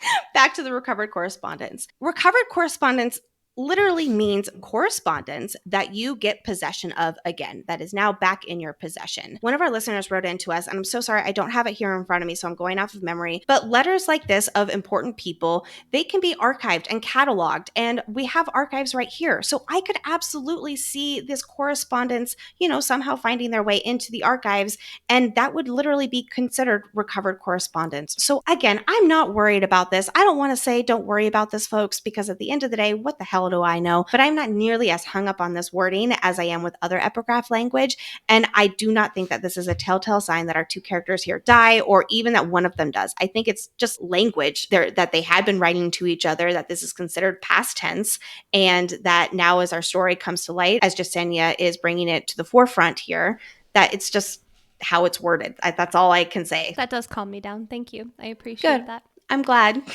Now, there's this moment where Jasenia comes into the writer's quadrant, which first and foremost, we already know that Jasenia coming into the writer's quadrant would be a big deal. But she is asking for help translating a book for one of the projects she's working on. She also gives Violet the gift of the first 6 as her, research project, heavy air quotes there. But Violet translates this, and it's describing an ancient king who lived thousands of years before Navarre existed. How did I miss this on a first read? Secondly, this cannot be a throwaway line. So here's my theories. What if this ancient king, what if he was the first Venin? And what if he's like the Night King Venin? Like the OG Maven Venin that's, I'm assuming, still alive.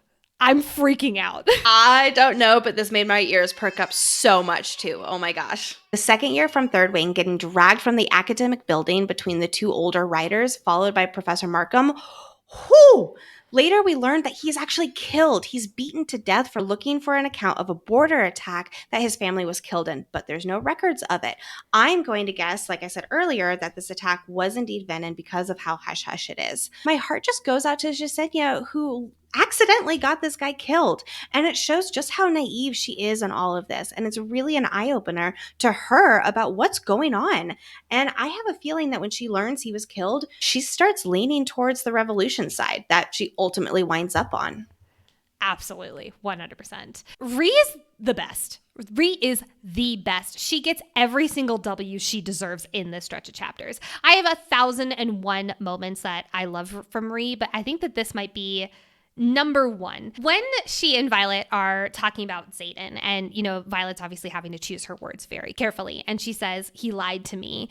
And she's like, he lied to you? Was it another woman? And she literally says, quote, because I will absolutely help you annihilate that shadow-wielding asshole if you guys were exclusive. And he And then she's like, no. But what a friendship duo. Who has not had this conversation around an ex with their best friend? You, Lexi, you are a unicorn. You're very rational and sympathetic. I think I can remember one time where you even slightly leaned this way versus I promise blood if anyone does this to my friends. You and our cousin Allison, remember before I met my husband when the Italian stallion shattered my heart into a million pieces when I walked in on him having sex with another girl? Yes, that actually happened to me. And you and Allison almost hunted him down and chopped his balls off. And I had to stop you guys, literally. She almost flew out here from across the country. I'm still mad I didn't get the opportunity to do that. And you know what? It's never too late. I do have a question because we learn in Mira's letter that she got reassigned to Athbean. And this kind of stood out to me. And again, I don't really know a whole lot about the military, but why is she getting reassigned so much? Because she then later gets, not that much later, gets reassigned to Samara. Is this normal? So I wondered that too. I'm assuming that Mira in particular gets reassigned often because her signet power is the ability to extend wards. However, Athbean is beyond the wards, so I'm not sure how that factors in. We know that Samara has stronger wards than Montserrat, so I'm not sure how exactly that plays in, but I'm sure that her signet power has her moving around more frequently than others. I want to know what is being redacted. It can't be much about the Venin because Mira later, she shuts down that conversation with Violet in an I don't believe you way, when they're at Samara later on. So is this maybe redactions about all the carnage at Resin and they just don't want to draw attention to how the city was leveled and burned and all of that? Because remember, there were a bunch of wyvern that had to be burned. I don't know how that plays in, but what is being redacted? Well, I also wonder, what if they just redacted paragraphs just to fuck with her? Just to show her how powerless she is. That would be a way to fuck with her. Like Violet in particular, yes. I could totally see that. Well, speaking of the person who's probably redacting it, or at least under the guy who's probably redacting it, let's talk about Varish and if he is Venin or not. Lines like this are so very Rebecca Yarros, either dropping hints or just absolutely fucking with us. Quote, and the major must be inhuman because there's not a dot of sweat on his high forehead. Now, as I mentioned earlier, his dragon is one of the ones whose breath is described as decaying. And Lucille's library, I think does, at least I believe so in her video, does mention that she is on the Varish is Venin train. So maybe Varish is Venin?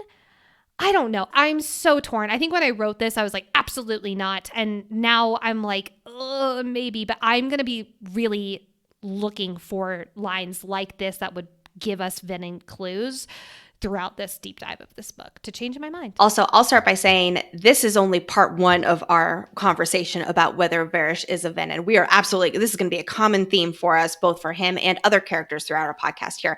I'm currently, in my reread right now, I'm currently leaning into the Varish was a Venin camp because Violet ultimately kills him with an alloy hilted dagger, which is notably the only kind of weapon that can kill a Venin. However, I also firmly believe that Varish wouldn't just turn a little bit Venin and then stop drawing from the source. His character would be addicted to that kind of power. So how would he have hid being a Venin? Sure, we have varying levels of Venin, and at the lowest level, Venin's red eyes, they can't be indistinguishable. Does leadership have a way of hiding these telltale signs of Venin? And there's a lot more Venin lurking among leadership than we even think. Right? Well, hold on really quickly, because yes. Jack is at the very end. He's like, are you here with my dose? So I wonder if the dose is to make him not look Venin. So let me get to this next part here because that might have something to do with this here too. Varish's life is/was dependent on Solus staying alive like a normal, not Jack the Venin dragon's writer's bond would be. Taryn threatens Solus's life in one of the most badass upcoming parts of this whole book. I can't wait to talk about all of that and cheer Taryn on. However, Taryn does this to stop Varish from punishing Violet again, and Varish only concedes because his life literally depends on Solus not being killed by Taryn in this very moment. There are some potential workarounds with this theory, especially when we speculate how Jack fucking Barlow is still alive after he kills his own dragon Bade. For instance, what you were just saying there, Nicole, is he taking the serum to stay alive? Because he might be taking the serum to essentially repress a bond. That means that he's no longer tethered to Bade. We'll get into all of these speculations at a different time here, but I just needed to point out Varish's dependency on Solus living and how notable that is. God, God damn it. I love this book. Oh my God. This is another incredible thing that I did not catch on my first read and blew my mind on the second. This Feathertail book of research is going to be the absolute death of me. I swear to God. There is no way that we are getting mentions of Papa Sorrengail's Feathertail research in both books and it not be incredibly important. And here's a part that just like, kills me.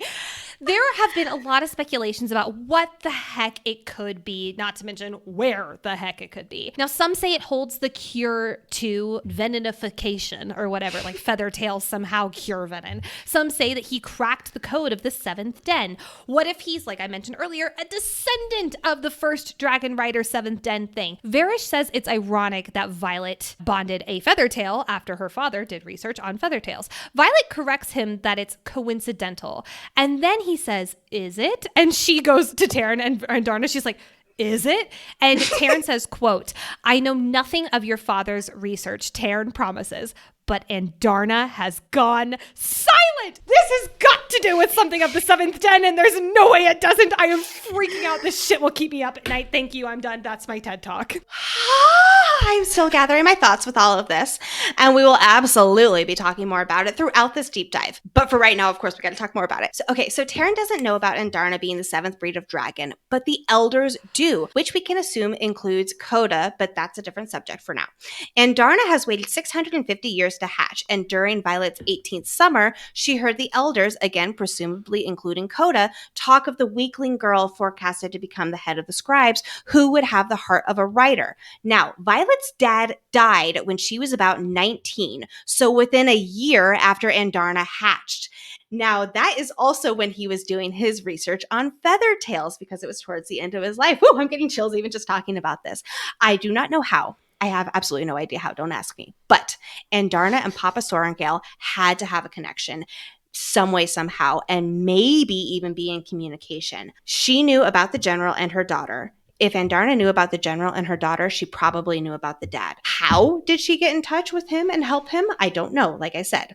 But this is such a rabbit hole, and I'm going to just pull myself out right now, kicking and screaming. But friends, please do send your Andarna and Papa Sorrengail research theories, because we're going to be talking about this so much, and I just want to hear all of them because, oh my God, I'm so excited. So you think that Papa Sorrengail and Andarna were that's how he was getting his research on Feathertails, was through Andarna?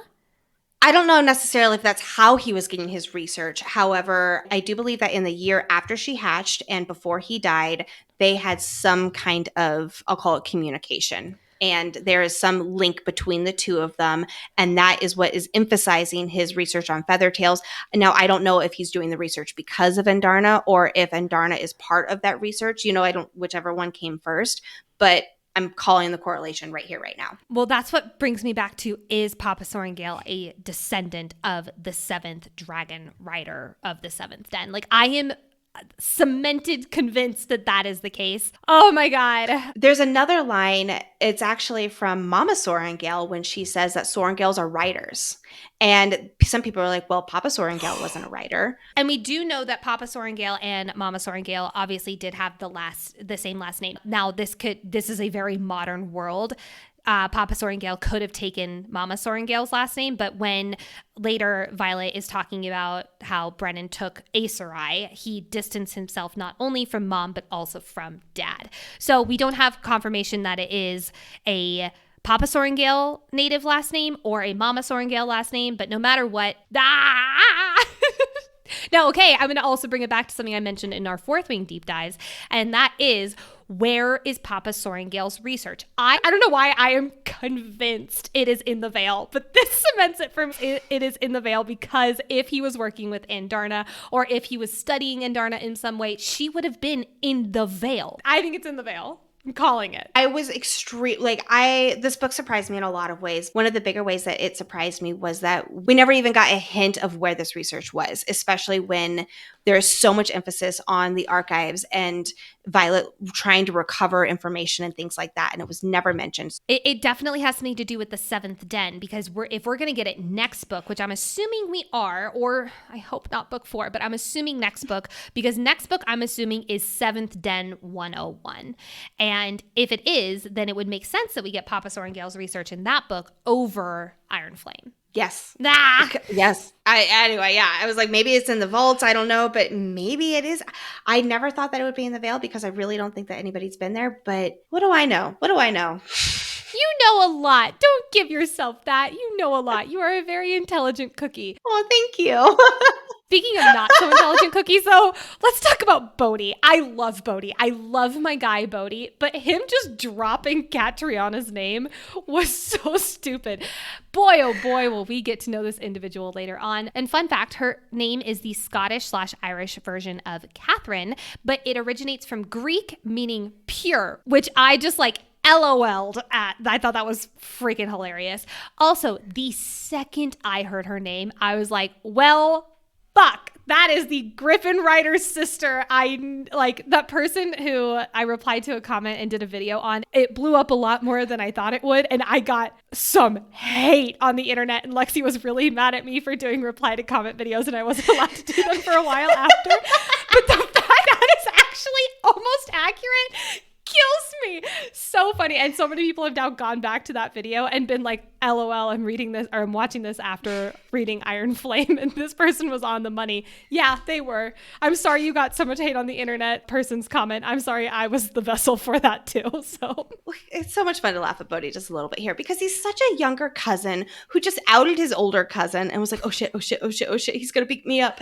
Which, totally side note here, Bodhi has had to evade assassination attempts twice in the bathing chamber.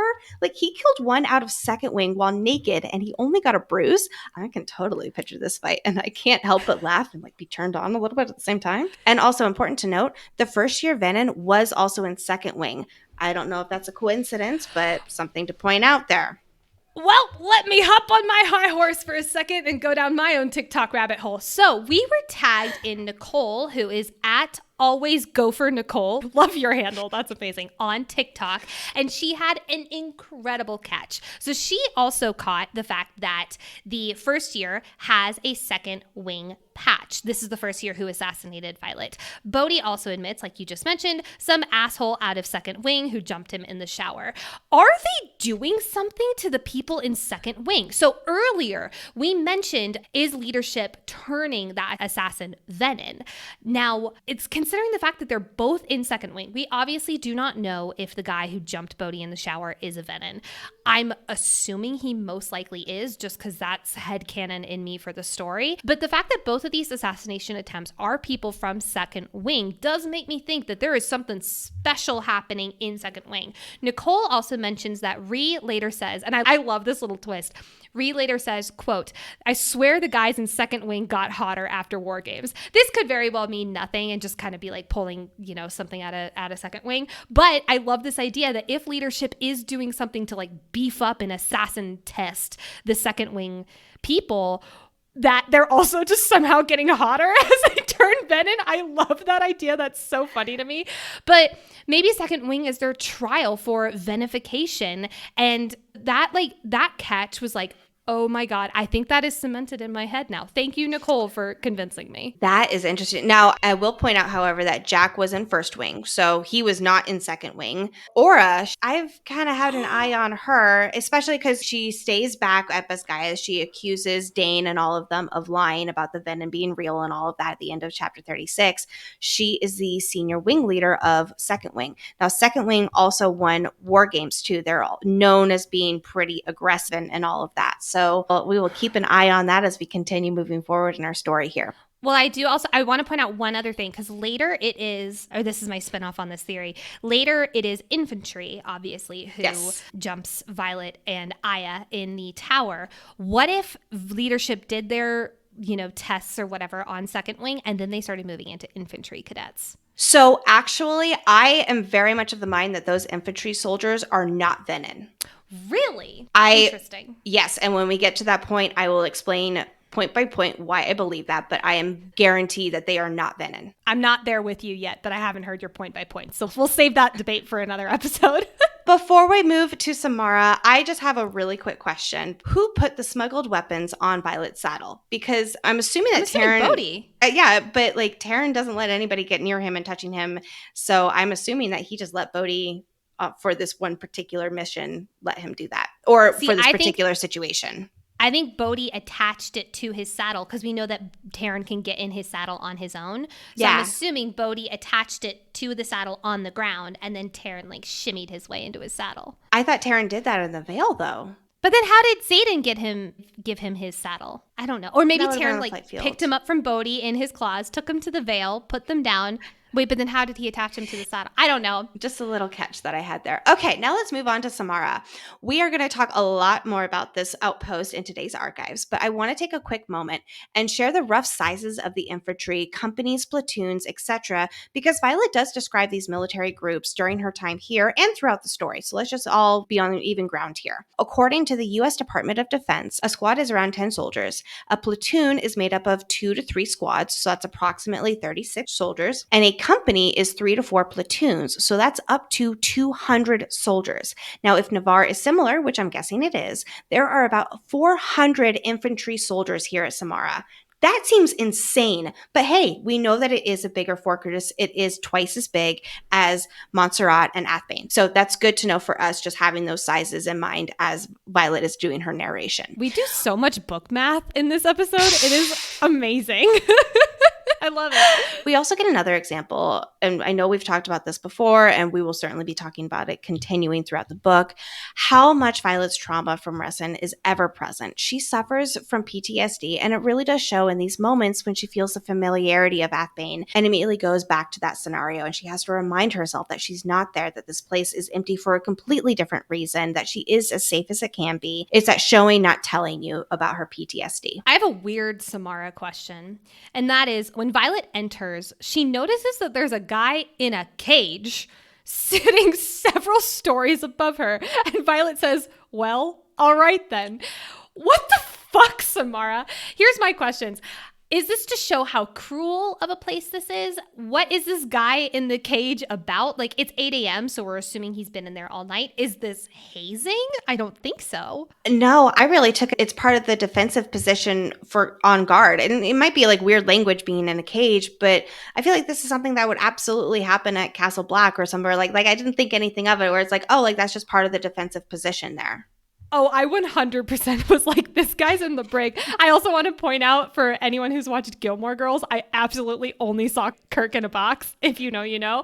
And that just ruined that image for me forever. So I do not think it was a defensive position. I think it was some form of like punishment or whatever. Because I mean, Samara. Where is your mind in this episode? My goodness. My mind is in a guy who's in a cage hanging 2 stories above her. That's defensive position. He's in a cage. That feels pretty locked away to me.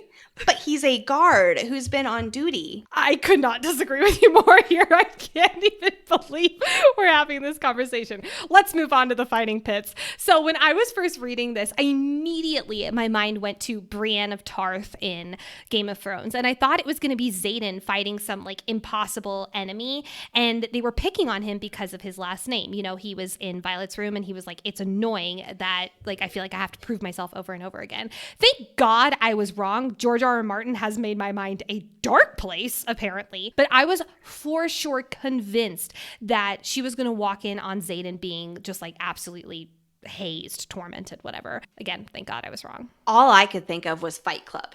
Nicole, have you seen the movie Fight Club? Yeah, I have. Okay, well, you haven't seen most other things, so I wasn't sure. You know, it's not fantasy. Like, you have to watch. I just admitted to watching Gilmore Girls. Gilmore Girls is my go-to, like, comfort TV show. Everything else is fantasy, though. You are correct. But, yeah, so all I could think of was Fight Club. And something like this happening at an outpost among writers just makes so much sense to me. Like, of course this would be happening. When Violet questions whether this makes them turn against each other, and, you know, the writer standing next to her, she balks and she's like, no, like, this is just innocent. Like, writers are fucking badass. Like, if this is just like an innocent, oh no, there's just a fist fight. And speaking of badass writers, Xaden Ryerson, my guy. Oh man. I do wonder what this girl, we learn her name is Coralina Sahali, and Mira fight over. What did they fight over to land her a thumbprint-sized scar on her jaw? So it's described that she looks a few years older than Violet. So she's got to be right around Mira's age. I'm assuming that she got this scar in the quadrant during a challenge with Mira, or maybe after in a fight, when they're at an outpost, but my guess is definitely in a challenge when they were in the quadrant together. That would make 100% sense to me. Lexi, it is time for intrinsic moment or bond moment. This will be a theme. And guess what? This has nothing to do with italics. Quote, I'm so damn in love with him that it hurts. And for the moment, I can't remember why I'm denying myself. Right after she has this inner monologue, I'm so damn in love with him, a writer next to her shouts, and Xaden's gaze jerks upward, colliding with hers. Quote, surprise registers on his features for all of a heartbeat. I personally think that this is 100% an intrinsic moment. The fact that when they are alone, just a few pages later, he says, quote, what are you thinking? Because I can read a lot from the way you're looking at me, but I'm going to need the words, meaning I love you. He heard her say, I love him in her head, and he's trying to get her to admit it out loud. Also, the fact that she says, I love him, and his gaze jerks upward, I don't think that was an accident. So I 100% think this is an intrinsic moment. I think you're right on that. Yes. Yes. At this point, I'm just going to agree with you on anything at intrinsic because I have a big egg on my face that I'm still wiping off. I have a good track record with intrinsic calls out. Thank you. God fucking damn it, Rebecca Yarros can write romance. Like, oh my God, this scene did things to me. The build up to any romantic moment is my fucking favorite. And this one is perfection. I love the like a moth to a damned flame. And then Xaden says, this is in their mind-to-mind bond, quote, I'm more than willing to let you burn me. Now she's saying, I'm a moth to you being the flame. And he heard it as the opposite. It took me longer than I'd like to admit to understand this. It took me on like my fourth reread. I know, I'm whatever. But I love this idea of him, them kissing and all this stuff, and him thinking she's like a moth to a flame, bitch. Like, I love this idea of her like almost kind of insulting him. And he's like, yeah, sure. That's true. I think it's kind of funny, but it's another burn reference. And there's a lot in this book. So many in this book. And of course, the tagline is burn it down. So any of those little burn moments that are notable, I am going to be calling them out. And this is one of them. I said this in the Fourth Wing deep dive that the kiss scene in the snow was my favorite kiss scene I've ever read.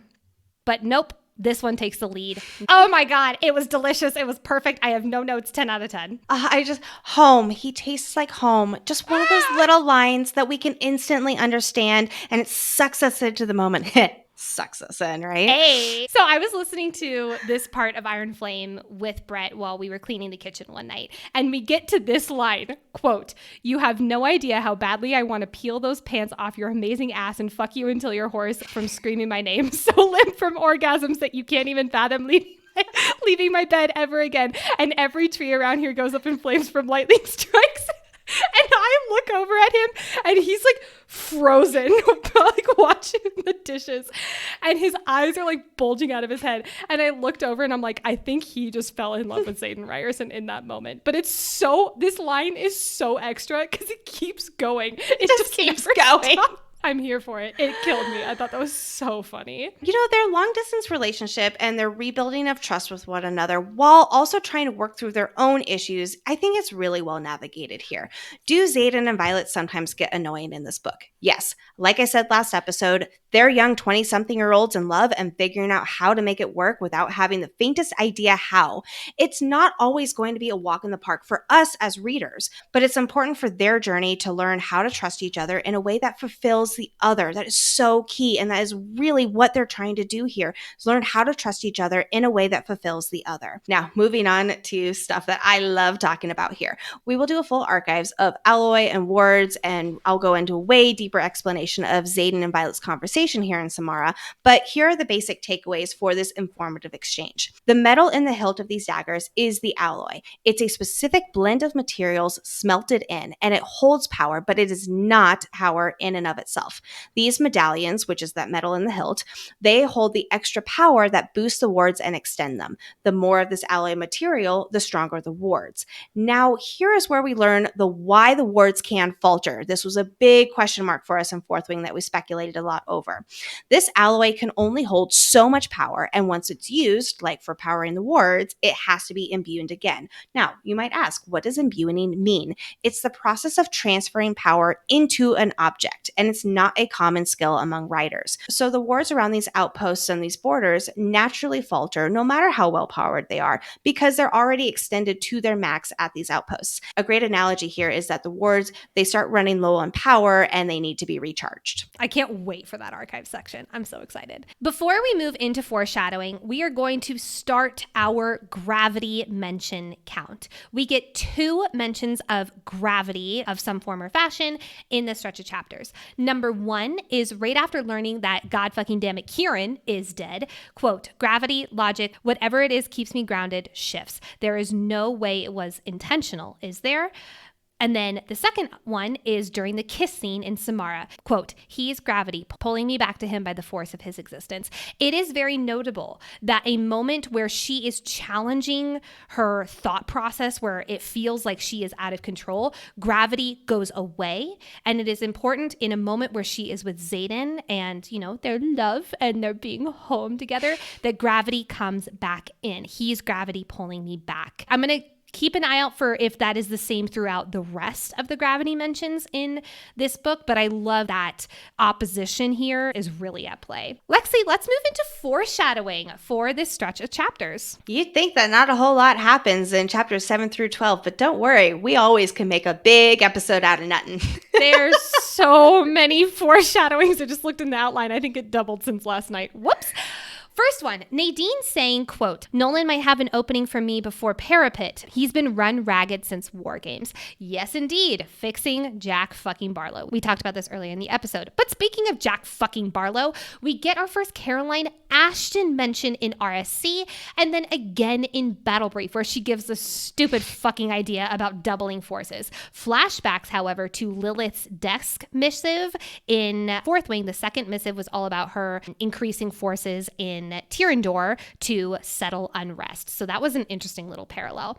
So Caroline Ashton is close to Jack fucking Barlow. Were they an item last year, or were they just good friends and squad mates? We know that she's in first squad, just like Jack fucking Barlow. But she is also the one who Markham later asks to go fetch Jack fucking Barlow when he needs to discredit, deflect, and distract after the Poor Meal pamphlets are let loose in Battle Brief. Yeah, this girl is definitely on our radar. You can't trust her at all. Remember, she was an unbonded after threshing last year, but then she bonded with Glean after his rider fell during flight class.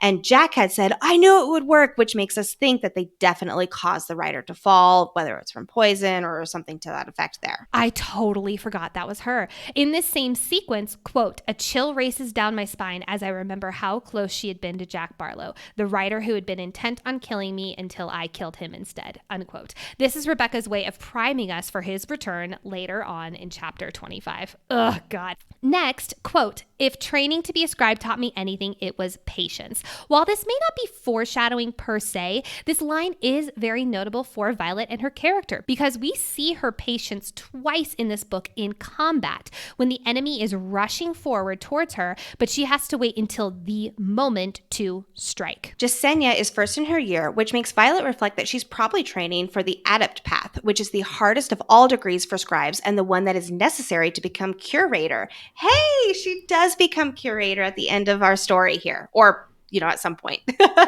And then another with Jasenia. When she smiles at Violet's lie about researching the wards for a debate class, we later learn that she knew right then and there that Violet was lying and that she chose to help her friend anyway. The book of Tearish knots that Xaden left for Violet on her desk. This is the start of weaving runes for our girl Violet. Plus, Xaden says, quote, I thought you might want a piece of Tearish culture. Possibly foreshadowing, if the book does end with him as the Duke of Tyrrendor, or at least the Duke of Erasia, and Violet and him are in game together, she will be the Duchess of Tyrrendor. So Tearish culture indeed. And then Violet recalls the memory of Jack forcing pure energy into her, rattling her bones. At the time, we thought that this was his signet. We spent a lot of time talking about how this was his signet back then. But we learned later in this book that this moment was actually the moment that he turned Venom. Great callback that sets us up for the big reveal later. We learned that Aric's older brother died in the Writer's Quadrant in Fourth Wing and in Violet's inner monologue in the stretch of chapters. She reminds us readers of that again. Well, yes, he did die at Xaden's hands because during threshing, the older brother did go after Garrick and Xaden says, "No, sir," and murdered him. Good stuff, Xaden. So who would have thought that Riddick got this right? Nolan keeps healing them as Varys breaks them. That's exactly what Nolan, that motherfucker, does to Violet when Varys does keep breaking her during an interrogation at the end of this part 1. Quote, "I have zero aspirations to leadership." This is from Violet. Well, if you and Xaden are in game, like I just said, you will probably be the Duchess of Erasia. That's pretty leadershipy, possibly even of Tyrrendor, which is even more leadershipy. However, I do have a prediction. What if her and Xaden are running Besgaeth War College, obviously without maybe the harshness, and, you know, Jasenia is the curator of the Scribe Quadrant? That would be another version of leadership. I'll say this. I don't see either of them, Violet and Xaden, wanting anything to do with staying at Besgaeth after all of this. I think they would rather be in Tyrrendor, for sure. I want to be in Orisha. Absolutely. Absolutely. When discussing who has it worse with their last name, Xaden says only within these borders is his name worse. True, outside of Navarre's borders, Xaden has the kind of last name that people like Kat would quite literally kill for, and it is worth having betrothals made over. God fucking damn it, Kat. When in Violet's room, she recalls the memory of him saying her hair would bring him to his knees or win an argument. She will use this exact tactic later on in chapter 27 in the shower scene, and yes, I am excited to talk about it. From Violet, quote, "Jealousy is not exactly a rational emotion. Wait till you meet Catriona, my girl." Jasenia asking Violet to translate Old Lucherish, and Violet recalling her and Dane using it to pass secret messages when they were kids. This is priming us for when they translate the diary in part 2, which is indeed an Old Lucherish. All of the mentions of power prickling along my veins or coursing through her. We will learn later that Violet is way more powerful than fuckface Carr ever led her to believe. This is a taste of seeing the power originating from her, Violet, not from the sky. Next, in Samara, during their nightly routine, we get a quote, "My gaze catches momentarily on a palm-sized gray stone with a decorative black rune on his nightstand," unquote. This is from Colonel Mari's rune that she gives every single marked one that gave them their rebellion relic when activated by Dragonfire. We will talk endlessly about this when we get to that part in part 2. And then alloy started getting placed specifically in daggers soon before the rebellion, probably because Melgren had a vision about how in an upcoming battle, these will be central to victory. I don't know, Nicole. I don't feel like we've seen such a battle yet where this has actually happened. I mean, yes, the daggers are very important, but we know that he couldn't see the rest in battle. I think that there is something way more here in play, and I just needed to pull that line out, and I don't know what it's foreshadowing, but it's foreshadowing something. So you think the upcoming battle that Melgren saw in central to their victory has not happened yet? I say that right now. I do need to reread the whole ending of this book and see like where the daggers might play in, but that is my guess right now. I love it. I love it. Lexi, let's move on to the archives, where we take a central theme of today's episode and Lexi does a big old deep dive research info dump for us to better understand these elements of our story. And today's archives topic is about Navarre outposts and what we know about them. So most of these outposts are built from the same plans, which I totally get for efficiency, but that really doesn't seem like a strategic plan for attacks. Yes. If Griffin flyers know their way around one outpost, they know their way around most outposts. These outposts are simple square fortresses. Some differ in sizes, but they're all a pretty good size. They have 4 towers and walls barely thick enough to launch a dragon. and these outposts are built for siege. The infirmaries are off to the right of the entrance, and barracks make up most of the southern side of these fortresses. Heavy black drapes are standard issue for riders since they may have to fly during night patrol and they need dark rooms like my children. There is an office for scribes, and they have a stable and a blacksmith for the infantry. How lovely. Now, the lower levels of the outposts are where the armories are. Now, in these armories are where the alloy weapons are. We'll do a separate archive section on alloy, like I mentioned earlier, but for right now, they hold extra power to boost the wards and extend them. More material means stronger wards. Now, outposts are strategically placed. My understanding is where there's alloy to keep the borders from developing weak points. However, there are outposts beyond the stretch of the wards, and they don't naturally have alloy unless alloy daggers are put there because there might be venom nearby. And that's more for battle defense, not ward powering. At least that's my understanding. Now, Tyrandor has the fewest outposts because of its natural barrier provided by the cliffs of Draelor, which griffins aren't supposed to be able to scale. And remember, all quadrants make up the military. So at these outposts that we have healers, scribes, infantry, and riders. Infantry, of course, has the highest numbers, and most outposts hold around 200 people, which includes that company of infantry, which I mentioned here earlier. Now, the number of dragons and riders can range depending on the outpost. Like in the eastern outpost, they have 12 riders. I believe they do at Athbane as well. The rotation goes like this. 3 are out on patrol, 3 wait, and 3 are on call. And then the other 6 riders are resting. Now let's dive into the outposts that we know about so far in our story. We'll kick it off here with Samara. It is arguably considered the cruelest outpost, and it is as cut off from society as it gets. It is the easternmost outpost of the southern wing at the intersection of Krovla and Bravlik provinces in Pormil. It is a day's flight from Bisgayath, and it is high in the Espen Mountains within 2 miles of that eastern border with Pormil. It is surrounded by peaks with snowy mountains even in summer. Whew, winter's gotta be harsh here. It has no trading post within walking distance, and the nearest village is a half-hour flight. Samara is also a really large fortress, and it is twice as big as other outposts that we know of. It has 2 companies of infantry and 18 dragons, and their riders are stationed here, which again, 2 companies equal 400 infantry soldiers. So this place, it houses approximately 400 people here. And the wards are stronger here than at Montserrat. And there is a drift of griffins on the other side of the mountains, just like literally a mile away. And it's crazy that this is not considered a big deal. It's commonplace for drifts to be this close, which means, hey guys, this is the front. Within a few months, Samara is going to be attacked by griffins, and Xaden does get hurt, but don't worry, he's mended. Vice Commandant Varish was reassigned from this outpost and pulled from an active wing here because prisoners kept dying under his interrogations. Because yes, let's instead have him oversee interrogation class at Bisgayath. That's such a terrible idea. Anyway, all right, now let's move on to Montserrat. Hey, the weather is warmer here than at Bisgayath, which is surprising because Bisgayath gets real hot because of all the dragons there. This outpost is 200 miles from the coast, and it is usually one of the safest border outposts, which is why 2nd Squad went there last year. However, they obviously fell under attack, so there you go. The wards here are pretty strong, but like I said just a little while ago, they're not as strong as they are at Samara. They can, however, falter at Montserrat. I'm sure they can at any place, but we saw them firsthand falter at Montserrat last year. All right, now let's move on to Athbane. Athbane is a strategically invaluable outpost near the trading post of Resson, or what used to be Resson, which was a 20-minute walk along the wide gravel path down the mountainside.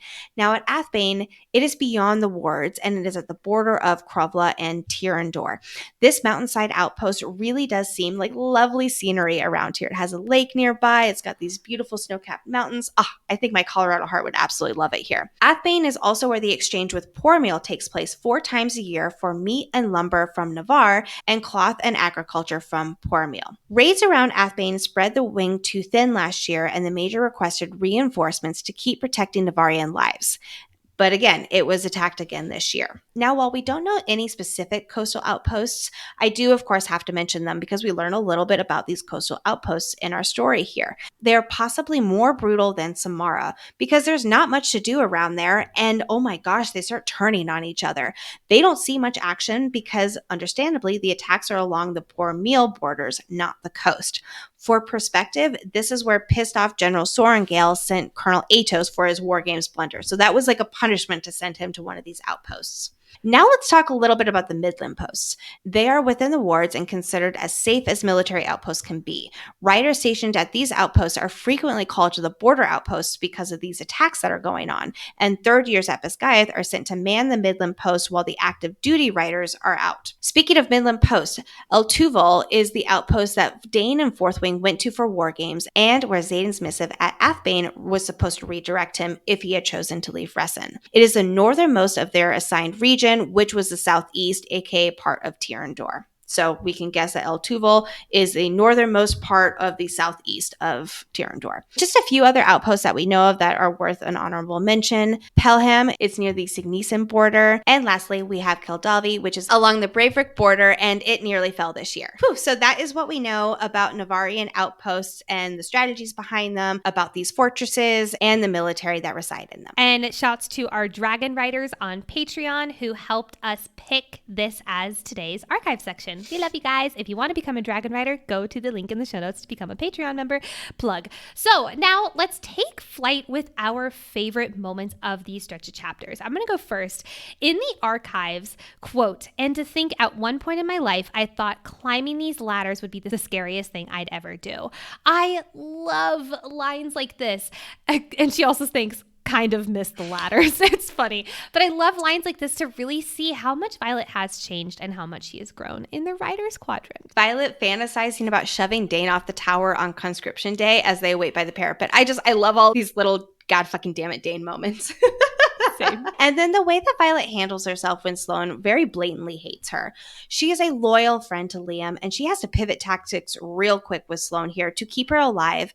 And she quotes, "Just do me a favor and put your fucking arms out so you don't see Liam before I do." I imagine how jarring this must be for her, and she does a great job with that pivot from sweet older sister to just don't fucking die.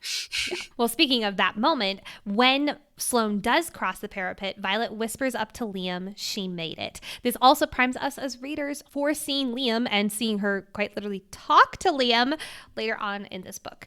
Quinn also trimming her curls with her daggers, which is fucking badass. It was such a small moment, but I was like, I love Quinn. I've always appreciated Violet's perspective on facing death, whatever her situation is in the moment. And I just love this line. "I've danced with Malik more than my fair share over this past year and told him to fuck right off every single time." Taryn, I don't participate in parlor tricks. Taryn's the goat. And another one from Taryn. "If Solus comes near you again, he knows I will devour his human whole and let him rot within me while his heart still beats, and then I'll take the eye I so graciously left him." Taryn, you should have followed through here, buddy. How many times does he threaten to eat a human in this book? It's a lot. I want to see him actually eat one. Come on, Taryn, you gotta follow through with your threats. He must at some point. I'm waiting for it in book 3. Quote, "Disappointment stings like a paper cut." These moments where Violet is reading and she's really heavily leaning into her scribe mind. I love those similes that are very scribe. We also get a line from Imogen, quote, "I didn't like you last year, remember? You're kind of an acquired taste." I love Imogen in Iron Flame. And then in that same scene, this is after Violet screams at Dane, "Don't touch me." She's walking back to her place and Imitario says, "May I touch you?" And I just love that moment. Consent, my guy. Imitario. Really 10 out of 10 moment for Imitario. And then chapter 11's epigraph was Xaden writes about how Garrick is like his Dane, except trustworthy. It just gave me a good laugh. I love it. Imogen accusing Jasenia of wanting to try and kill Violet, and then saying Violet knew how to kill just fine on a scribe's education. And Jasenia is just like horrified. I love that moment. Quote, "Quite the necklace you have there." Violet then says, "Thank you. It was expensive. Cost someone their life." This is savage from Violet Soaringale. I love it. It subtly means a lot to Violet that Cornelia recognizes her as Lieutenant Soaringale's sister, not the general's daughter or the cadet whose dragon is bonded to Xaden's dragon. It throws Violet off a little bit to be referred to as Mira's sister, and it's probably a little bit of relief because she looks up to her sister so much. And so I loved that little moment there. Another moment that I love in the same stretch is when Xaden gives the other fighter the other 24 hours to the 48-hour pass. He may be morally gray, but it's moments like this that his goodness just really shines through. And I'm going to hop on my hopeless romantic high horse for a second. Honestly, all of chapter 12 where they are making out, that entire makeout scene is one of my favorite things on this planet. But This line in particular, this is from Xaden, quote, "Yes, whenever you want, because I'll live with my mouth attached to yours if I do it whenever I want." I love that from Xaden. Just everything in that scene. I love it also, again, he picks her up and like grabs her ass, has her straddle him as they're making out. He also mentions peeling her pants off of her amazing ass. If we needed more opportunities to believe that this guy is an ass man, there you go. Brings it right back. All right, folks, that's it for today's episode covering chapters 7 through 12 of Iron Flame. Next week's episode 3, we will be covering chapters 13 through 19. Quick thank you to our executive producer, Hayden. Thank you so much for all you do. You keep us sane. And hey, if you have not joined the Patreon party, but you want in on it, please take a look at our show notes. Go to the link. We have 2 tiers, cadets and dragon riders. We have a Discord. We have live Q&As every month. We have access to our outlines. Whew, that's a crazy one. Early access to episodes. There is so much 20% discount on our merch stores. Please go take a look. And thank you so very much for your Patreon support. Also, if you are not following us on Instagram and TikTok, what are you doing? Go ahead, give us a follow at Fantasy Fangirls Pod. Also, please do not forget to rate and review the show on whatever podcasting platform you are listening on. If you're watching us on YouTube, thank you so much. Please like and subscribe to our channel. And last but not least, friends, this is the best way you can support us, and that is by sharing this podcast with your fellow Iron Flame friends. We love how much you all have been screaming about the show from the rooftop. It is really it warms our hearts so much. So thank you. Please keep it going. All right. We will see you next week with episode 3. Bye, everybody. Bye. And now, friends, please enjoy some bloopers. Is this like a sneaky secret? Like, I don't know what it is? Kind of, because you wouldn't let me do it if you knew what it was right now. That's obvious. I don't know what to feel about that. It's a little blowjob check. You went bye. God damn it! I only lasted a chapter. Since translating Old Lucerys, Lucerish. Because Violet ultimately kills him with an alloy hilted dagger. Oh my gosh, I can't speak. It for today's episode 2, chapters 6. No, what's today? Chapter 6. All right. 7. Thank you.